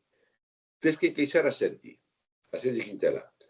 Tens que encaixar a Millán Jiménez. Tens que encaixar a Álvaro Muñoz. Fíjate tú, e aparte despois que está Fallano e Nacho Varela. Nesa posición 2-3 xa metendo a Mikovic ao 4. Entonces, aí é o que non estou vendo, que xa o levo xa aquí máis veces no Faladoiro que teño na SER, é que eu creo que aquí a decisión é o que eu non comparto moito co adestrador, é que tú tens que decir aquí Quintet como antiguamente, é dicir, en un pequeno homenaxe ao desaparecido Rafa Rullán, é dicir, Vicente Ramos ou Carmelo Cabrera, Bravender, Rullán, Luik y me falta, y Emiliano. Sí. Es decir, quinteto de clásico. Y despois, pois Cristóbal o que entrara. Pois eu creo que no Obradoiro esa ten que ser a situación para afrontar o que queda de temporada. Sergio, para ir rematando, vou facer de espectador, porque levo un rato escuitando os dous, e seguro que moita xente está a preguntarse unha cousa. O vestiario é san neste momento? Non o sei. Eu, polo que... Eu de cousas que non sei non me gusta falar, sobre todo neste tipo de temas. Me imagino que sí, porque eu vexo dentro... A ver, vexo o grupo durante os partidos ou acabar os partidos e tal. Eu creo que o problema é o problema de que se crearon superiores. Eu creo que o problema que está tendo o Obradoiro é un problema que pues, colleron esa xeira de partidos gañados e con certa solvencia non, porque xa o dixemos que contra Palencia e contra Betis foi un claro cruz. Foi cara, pero pudo sair cruz.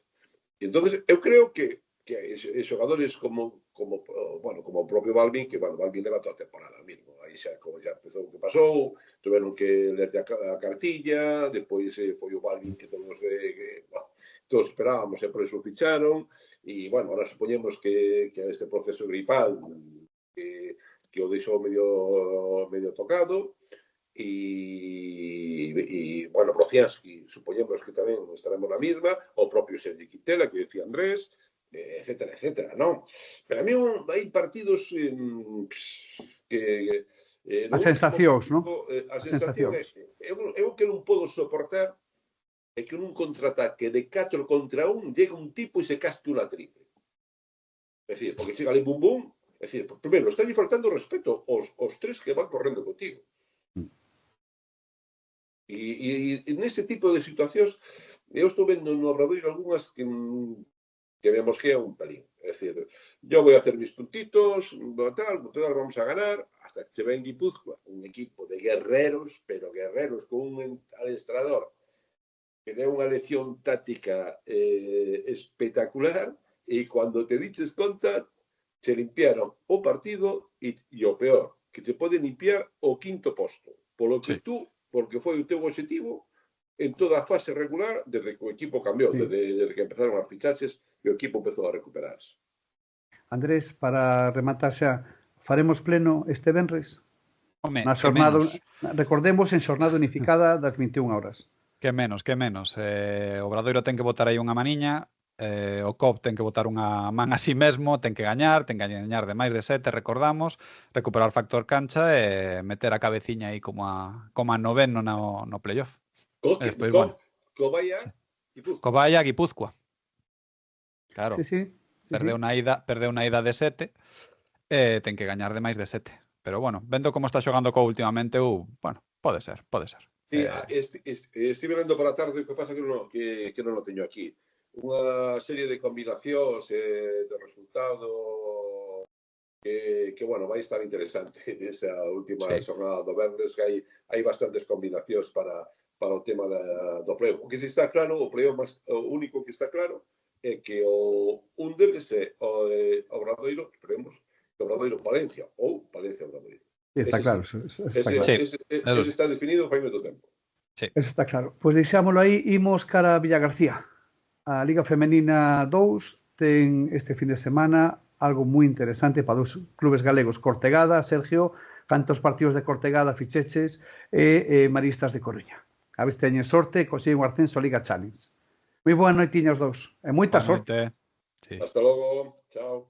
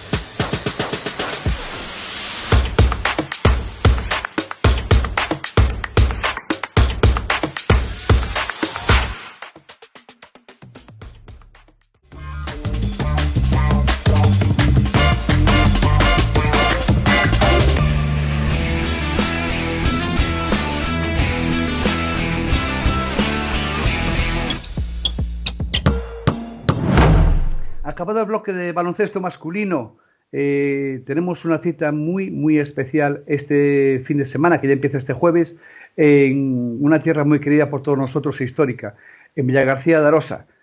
La Liga Femenina 2 y el ascenso a la Liga Challenge. Con nosotros tenemos a Gorgoso, que es el coordinador de 20 cosas, el vicepresidente, el co-manager, en fin, el todo en uno de este club, del Cortegada. ¿Qué tal, Gorgoso? ¿Cómo estás? Muy buenas noches. Bien, muy bien. ¿Y tú qué tal? ¿Bien? Buenos días. Todo por aquí perfecto. Ricardo es el, ¿cómo podemos llamarle? El coordinador de eventos, el que mete en líos y resuelve muchos de ellos. Muy buenas, Ricardo, ¿cómo andas? Bien, bueno, resolviendo cosas, como bien has dicho. Y con nosotros tenemos la presencia también de Julio, una vez más, Julio Bernárdez, presidente de la FEGABA, que hoy no podía faltar aquí. Hola, Julio, muy buenas. ¿Qué tal? ¿Cómo estáis? Un placer estar con gente de baloncesto siempre. Pues quedan 2 días. Hoy es día martes 6, 2 días para el jueves 8. A las 11 de la mañana se levanta el telón con un equipo gallego, con Maristas Coruña. En su bloque, en su calendario está Claret, Mataró y Sevilla por parte de Cortegada, Unibásquet, Alcorcón y Extremadura en el mismo bloque, en horario de tarde, horario de mañana para Maristas, horario de tarde para Cortegada. Me imagino que a día de hoy, Ricardo, Gorgoso, últimos flecos y apurados hasta arriba, ¿no? Con mucha ilusión, sobre todo. Sí, con muchísima ilusión. Ya es la tercera fase, me parece, que organizamos. La primera fue, ascendimos aquí en este mismo pabellón con Ortega. La segunda la organizamos aquí y seguimos con Tito Díaz, aquí en Fonte Caramoa también. Y esta es la tercera que organizamos, ¿no? Muy contentos y para tener una gran fiesta del deporte, sobre todo el baloncesto femenino. Y bueno, vamos a ver lo que sucede en la fase. Vamos a ver, porque bueno, hay 8 equipos, son los 8 mejores y estas competiciones ya sabéis, ¿no? Que influyen muchos factores y los detalles más pequeños también. Julio, gallegos, así que podamos Julio, si llegamos al día 11 en competición, casi que ya somos felices, ¿no? Al sábado en la semifinal. Bueno, yo ya soy feliz desde hoy porque 2 equipos de mi tierra van a estar con la oportunidad de seguir a una liga de las más importantes de Europa, sin ningún tipo de dudas. Y ya yo creo que el éxito son las temporadas que han hecho. He tenido la fortuna de asistir el pasado fin de semana al último partido en que se enfrentaban los dos y he visto que el potencial que tienen los equipos es importante y que van a poder competir. Y que además, aún encima, tenemos la ventaja de que se juega en nuestra tierra, convencido de que con una organización excelente y con una instalación remodelada, que yo creo que, bueno, como decía José anteriormente, ya lo han hecho 2 veces y dicen que nunca hay 2 sin 3. O sea que yo creo que tenemos que estar preparados para alegrarnos en la última jornada.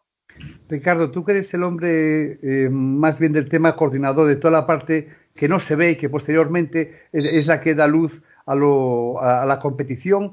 ¿Cómo está el tema económico a nivel de ingresos, a nivel de gastos? ¿Cuánto dinero puede quedar en Villagarcía? En fin, cuenta un poquito cómo es el tema. Bueno, a ver, básicamente organizar una fase económicamente es una cantidad bastante importante, por lo cual es imprescindible tener el apoyo de instituciones. Eso es así.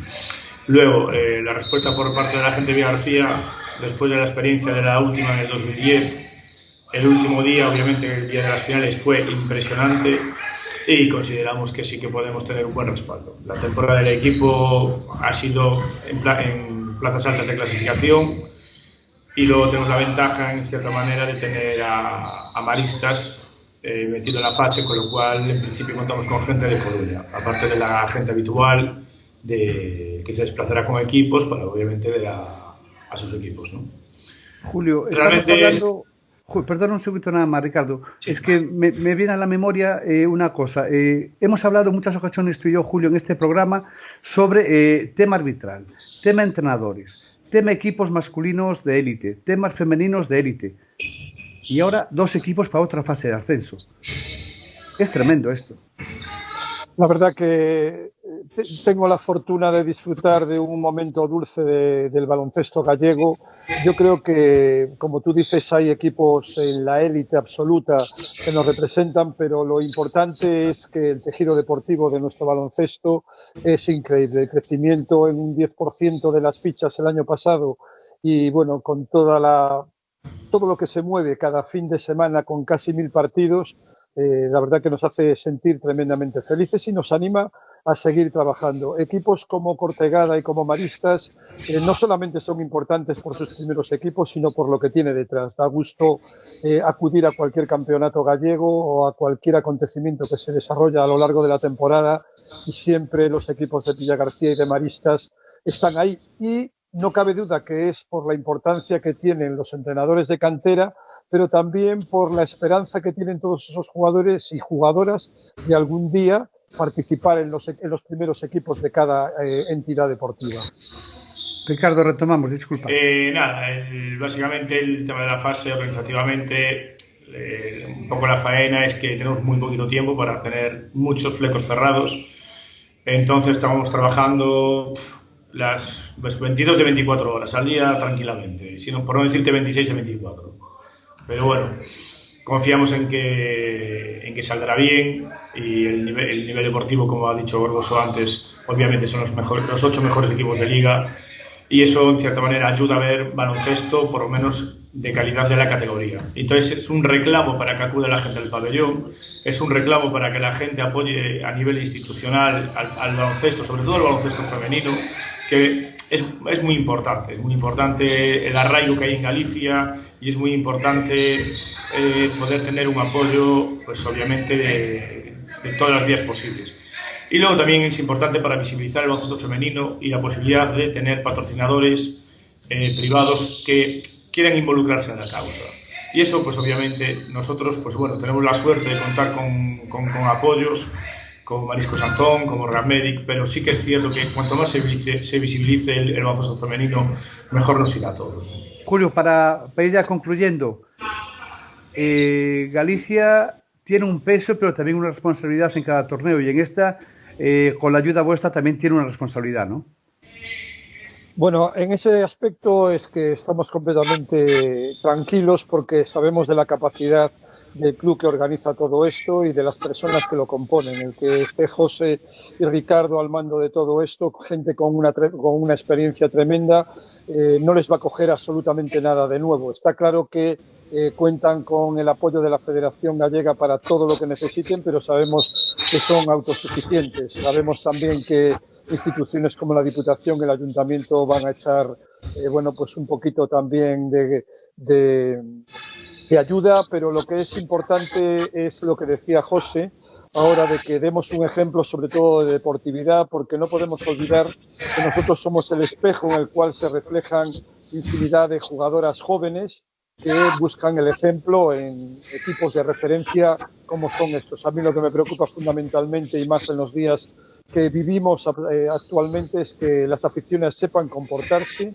Esto es una fiesta y no podemos olvidar nunca que los protagonistas están en el campo y no en las gradas. Para mí eso es lo más importante. En cuanto a la organización, estoy convencido de que no va a haber ningún problema y hay la capacidad de gestión y el valor relacional suficiente para solucionar cualquier problema en cualquier momento. Y saben que 24 horas al día la Federación Gallega está a su disposición para lo que puedan necesitar. Ricardo Gorgoso, que sea un auténtico éxito. Y la parte deportiva, después de esta pequeña pausa, con los dos entrenadores, con Álvaro y con Fernando. Mucha suerte y que vaya todo muy bien. Julio, Ricardo y Gorgoso. Un abrazo. Un abrazo. Gracias. Muchas gracias.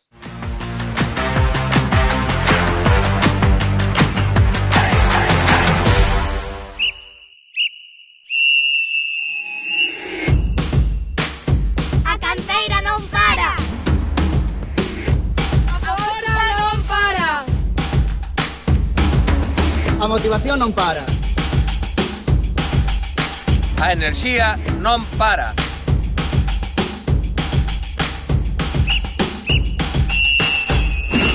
Porque o deporte galego non ten parada.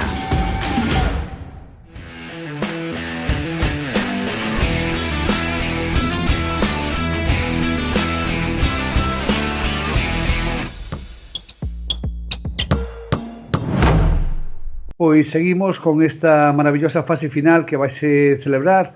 Lembramos da Liga Femenina 2 en Vilagarcía de Arousa, non pode ser outro sitio, por terceira vez. Con nos agora temos a parte técnica, tanto por parte do Cortegada. Como estás, Álvaro Fernández? Moi boas, como andas? Todo bien, moitas grazas.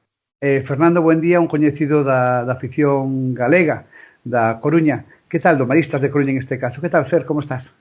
Moi ben, tamén, con moitas gañas xa de xogar.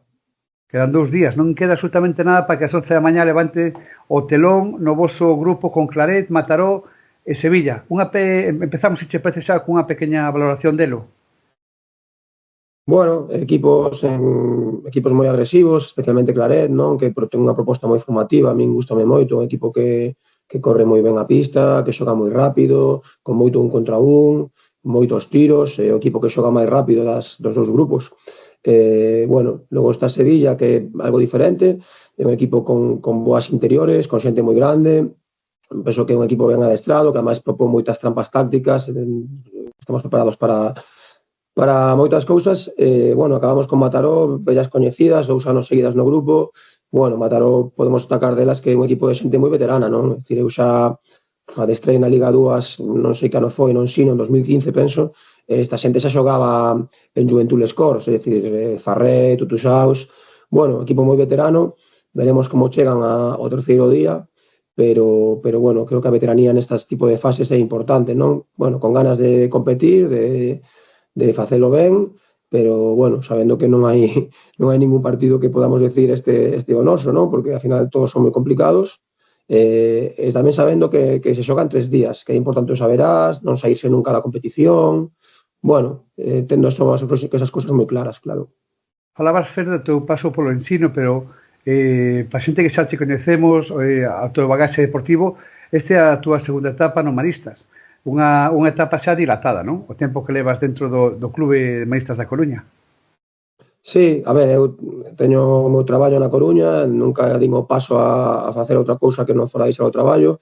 Sí que saín a Lugo un ano puntual porque conciliaba moi ben, pero logo a miña trayectoria deportiva está aquí, non? Está de Básquet Coruña moitos anos, máis de 10 anos, responsable de canteira, equipos de base, en moitos anos en Liga EVA, entre Básquet Coruña e Básquet Siria.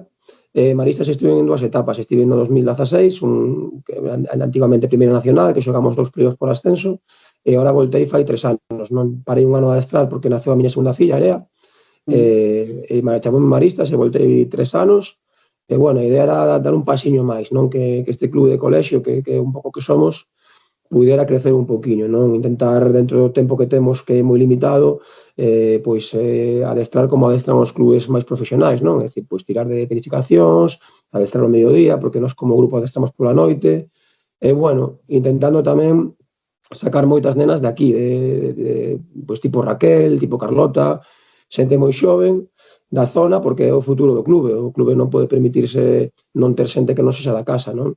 Bueno, moi contento nesta etapa, penso que estamos cumplindo os objetivos con creces, e o tema de canto tempo poderei eu a este ritmo, non? Porque o que dicía antes, o traballo, as nenas, esta liga é unha liga que exixe moito traballo, non? Moito vídeo, moito scouting, moitos adestramentos, non é unha liga sinxela, non? Viaxes moi longos. Bueno, feliz, pero sin saber atacando podemos manter este ritmo, non? No caso de Álvaro tamén unha trayectoria lonxeva dentro da súa curta idade. 19, creo que son 19 anos como técnico, 13 delos en categoría senior, 5 equipos profesionais, fases de ascenso, fases finales na Liga Catalana. Que tal foi a chegada a Cortegada xa fai un tempo e de aí para aquí, non? Bueno, la llegada la verdad que muy bien porque bueno, pues la acogida fue muy buena. Tuve la suerte pues de estar la media temporada pasada pues peleándolo aquí, ¿no? Y la verdad que, bueno, pues mira, precisamente el año pasado empatamos con Maristas Coruña victorias y bueno, pues esta temporada empezando un poquito de cero y a pesar de pues esas dificultades, la verdad es que pues todo ha ido más o menos en la línea que nos hubiese gustado, ¿no? Que el día a día ha sido muy bueno y que en la mayoría de jornadas pues se ha podido trasladar eso al resultado final. Como decíamos, en xornada de mañá xoga un equipo galego, Maristas Coruña, xornada de tarde xoga outro equipo galego, Cortegada. contra Unibásquet, Alcorcón, Extremadura, o grupo que tedes. Que valoración faz do mesmo, Álvaro?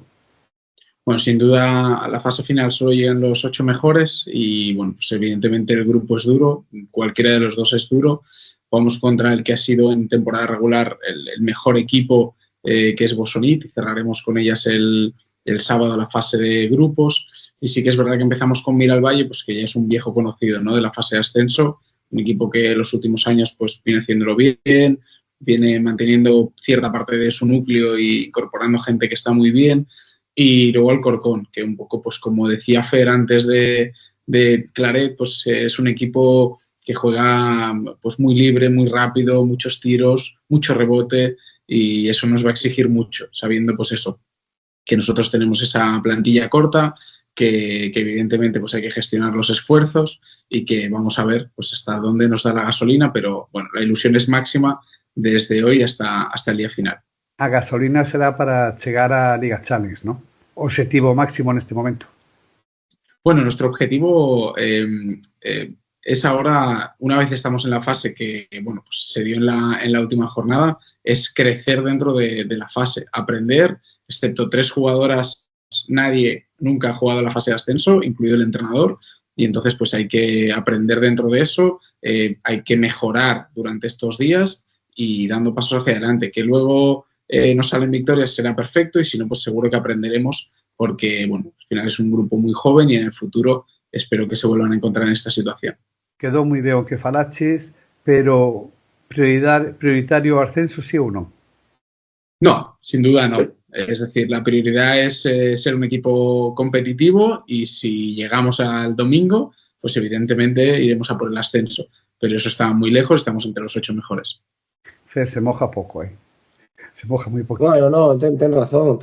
É dicir, estas fases son moi complicadas, non? Calquera cousa cambia todo, sabes? Unha lesión, un golpe. Bueno, penso que é certo que Cortegada ten un peso de club histórico que o é, non? É dicir, Cortegada xogou competición europea nos seus anos, pero agora está en Liga 2. Entón, creo que Álvaro o que di é moi sensato, moi prudente, moi respetuoso cos rivais, porque ten que ser así, non? Ten parte de razón. Aquí tamén pesa moito a experiencia. Bueno, hai que ir día a día. Eu penso que facer máis cábalas que pensar no adestramento de mañán os xoves, apresurarse, non? Porque, como decía él, se chegamos ao domingo, claro que vamos a ir a gañar, que aquí todo o mundo xoga a gañar sempre, pero para chegar ao domingo teñen que pasar moitas cousas, non? Bueno, penso que as súas verbas son moi razonables, un pouco na mesma liña, non? É dicir, entre ciruxanos non vamos aquí, xa sei. Fer, estrutura do clube para ascender, témola? A ver, é que Maristas é un clube especial neste sentido, non é para o bo, para o malo, non?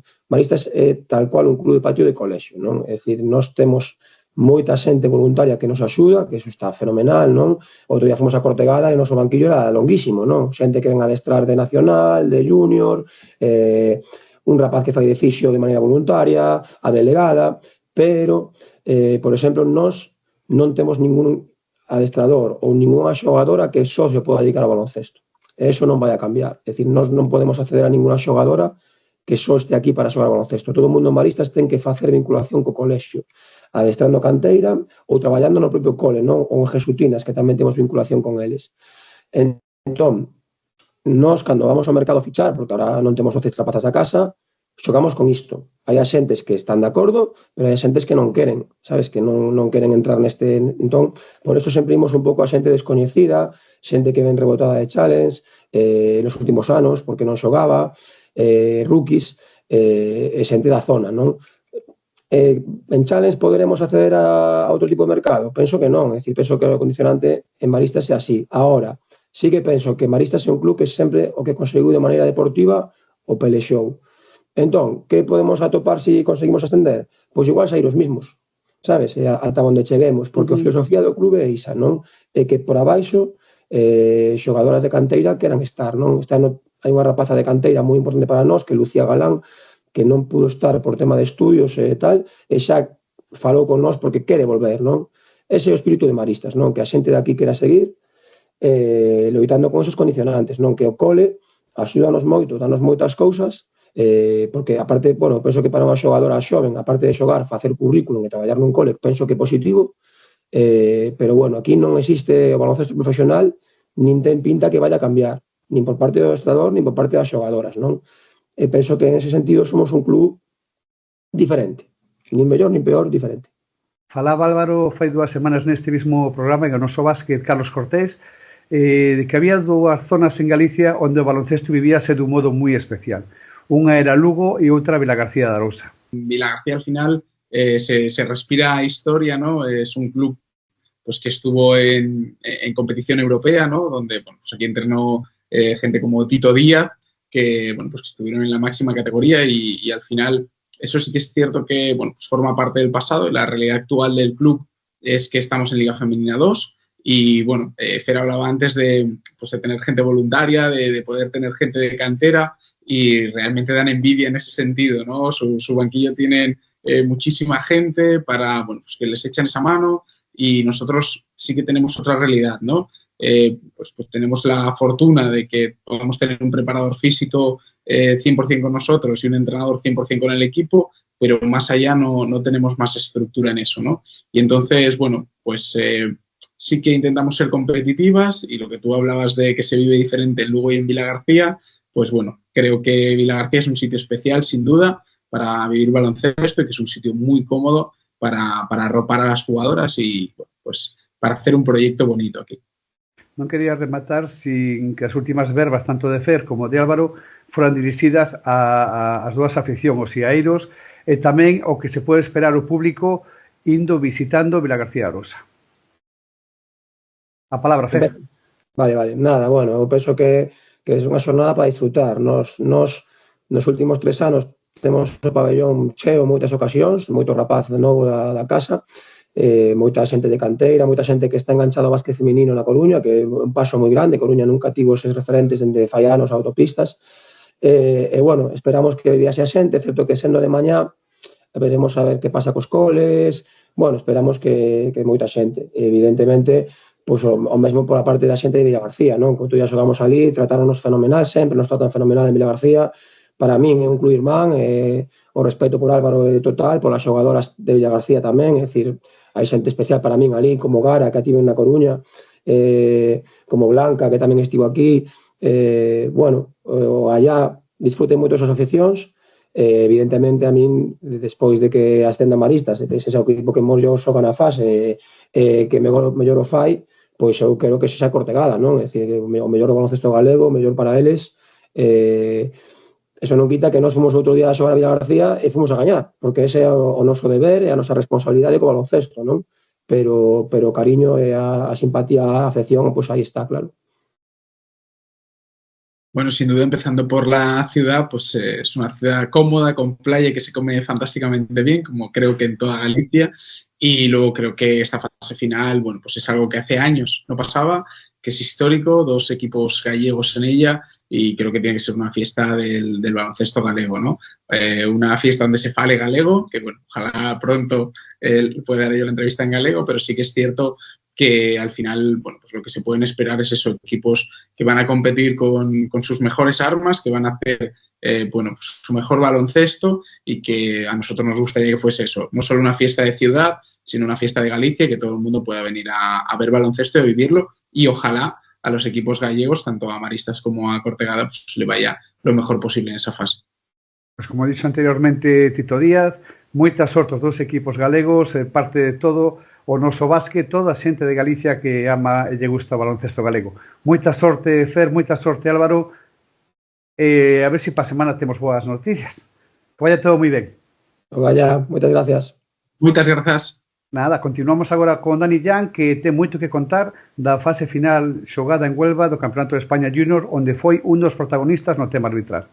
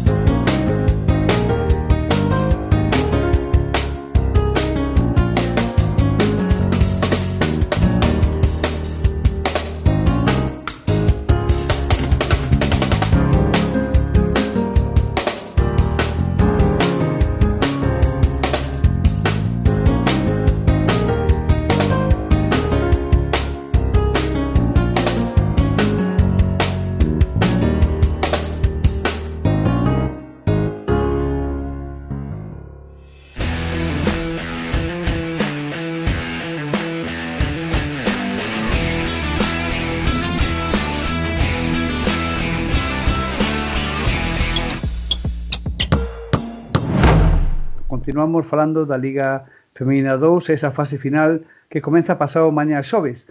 Connosco temos, como sempre, a Dani Jan. Que tal, Dani? Como estás? Que tal todo? Recién regresado do Campeonato de España, José Luis. Falaremos agora tamén deso. Temos unha convidada especial, a Iris Díaz, que, además de ser árbitro do Grupo 3 da AFEP, vai ter protagonismo neste campeonato. Hola, Iris, moi boas. Boas, que tal? Dani, quen é Iris? Para xente que non a coñeza. Pois Iris é unha árbitra do Comité Santiagués, pertencente ao Comité Galego de Árbitros e dende máis de 5 anos pois pertencente ao Grupo 3 arbitrando Liga EVA e Liga Femenina 2. Bueno, entre os seus múltiples presencias en campeonatos tamén figura a participación e a designación nunha final dun campeonato de España, se non me equivoco nun infantil alá por 2021, se non me equivoco, e, bueno, recentemente pois foi designada para a fase final que se xogará en Vila García de Arousa de ascenso a Liga Femenina Challenge. Iris, ilusionada con este novo proxecto, ¿no?, desta fin de semana. Sí, totalmente ilusionada. Al final, pues bueno, viene a ser un pouco un reconocimiento ao traballo de toda a semana, de todo o ano, perdón. Entón, pues moi contenta. Un torneo que comeza xoves, entendo que o traballo físico é moi importante, pero o traballo mental é fundamental, non? Para poder levar a cabo estes encontros. Bueno, eu creo que o traballo mental é xa de todo o ano. O sea, todo o ano traballas esa parte psicolóxica, como mellor se desconoce un pouquiño do arbitraxe. É importante tamén nestas fases finais, pois manter esa filosofía que tiñamos durante todo o ano. Sí, pero pensando nos equipos, nas xugadoras, hai tanto en xogo que é máis complexo se me apuras, non? Bueno, son moitas emocións, entón hai moitos máis factores quizás que a ter en conta durante os partidos, pero, bueno, temos que asumilo como son, que son partidos importantes e claves para eles, e para nós tamén. Temos que intentar facelo o mellor posible. Sen dúbida, e así vai ser, no? Dani, remataches casi de baixar do avión un tremendo torneo que fixeches en Huelva, concluindo no mesmo derradeiro día, con un partido de terceiro e cuarto puesto. Non te deixaron tranquiliño, pero foi todo con moito éxito, Noraboa. Bueno, encantado de poder formar parte do campeonato, de estar designado, de que contaran comigo e de retomar tamén a parte arbitral para cerrar a temporada arbitrando. Agora tamén pois quedan torneos importantes. Eu estuve nos últimos 3 anos a arbitraxe galega tivo presencia na fase de final de Liga 2, tanto en 2023 coa miña participación como ano pasado con Cristian Aval e ahora Iris. Entonces son perfectamente conocedor de esa preparación previa, esa preparación durante e tamén ese marxe de traballo que se desenrolará nos 4 días de competición, tanto por parte dos técnicos como dos árbitros, que neste caso formará por sorte para o comité árbitro a nosa compañeira Iris. Iris, hai moita diferencia entre pitar un partido de masculino ou un partido de Liga Femenina 2? Buena pregunta. É a pregunta un pouco... A ver, para min hai diferencia en diferentes aspectos. Sobre todo en físico, non quero decir que as mulleres non teñan físico, pero creo que sí son un pouquinho máis técnicas, o xogo un pouco máis técnico.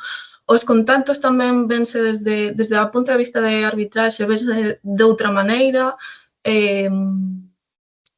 Quizás a falta, ese físico vese tamén na repercusión dos contactos e dos tipos de contacto. En tema que falábamos de psicolóxico, bueno, as mulleres levan de outra maneira os partidos, reaccionan de outra maneira, os homes son máis vivos nese sentido. Elas, bueno, tamén teñen os seus enfados, non entenden certas cousas, pero xestionan de outra maneira totalmente diferente. E quería facerche unha pregunta que sempre fago no bloque de feminino. Que melloras ves nos últimos anos dentro do ámbito do deporte, neste caso no baloncesto, a nivel de cultura, a nivel de coñecemento, sobre todo de paridade, non? Entre home e muller. A que te refires con paridade? Que sí, paridade. Si estás notando unha evolución e mellora, e que o que falta aínda para chegar a elo, non? Estamos falando desde o punto de vista de xogadoras ou desde o punto de vista de árbitras? Global. Claro. De muller. De muller en xeral, en ambos ámbitos. Bueno, eu creo que falta, sempre falta, non? Eu sempre o dixen en todos os meus... Bueno, sempre que me preguntan. Eu, é verdad que sendo árbitra, que arbitra na categorías de home, nunca sentí unha diferenza por ser muller, por así decirlo. Ni siquiera ni dentro do estamento arbitral, ni dentro da pista cando falamos de grupo 3, terceira FEF e Liga Femenina 2. En ese sentido eu non o sinto igual. Si que é verdad que, bueno, fixeronse cousas, pois... pero eu creo que ten un amplio marxen de mellora, non? Pois ao final, desde o punto de vista de categorías superiores, xa non falando de Liga Femenina 2, hai unha diferenza, non? Entre o femenino e o masculino, que habría que analizar, que non me compete a min, a verdade, pero estaría ben facelo. En canto ao respeto, eu creo que o que é dentro do baloncesto, os que estamos dentro, e non falo dos espectadores, sí que temos esa cultura de respeto, non de respeto en general, non de diferenzas por xénero ou que sexa, ou al menos eu non o identifico, vamos. Sen dúbida o que ten que ser. Sen dúbida ningún é o que ten que ser, ademais. Dani e Iris, xa para rematar, a xente que está vendo este programa e que está dubidando a ir ou non ir a Vilagarcía, vos que coñecedes ben esa localidade, que lle podemos decir ao espectador?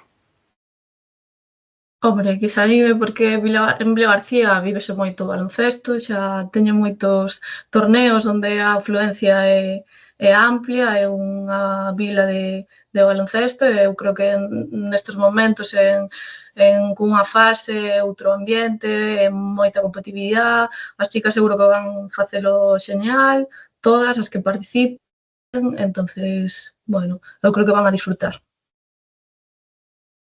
Pouco que engadir.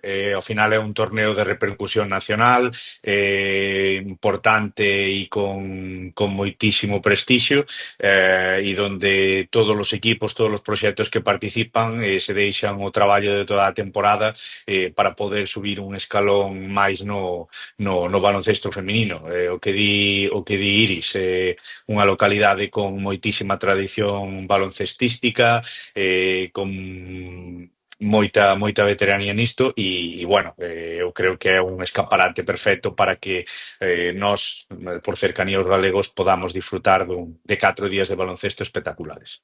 Eu referíame tamén aos que veñen de fora, unha zona preciosa, unha cidade maravillosa, un entorno marítimo que non se pode perder, unha gastronomía, que decir a nosa gastronomía galega.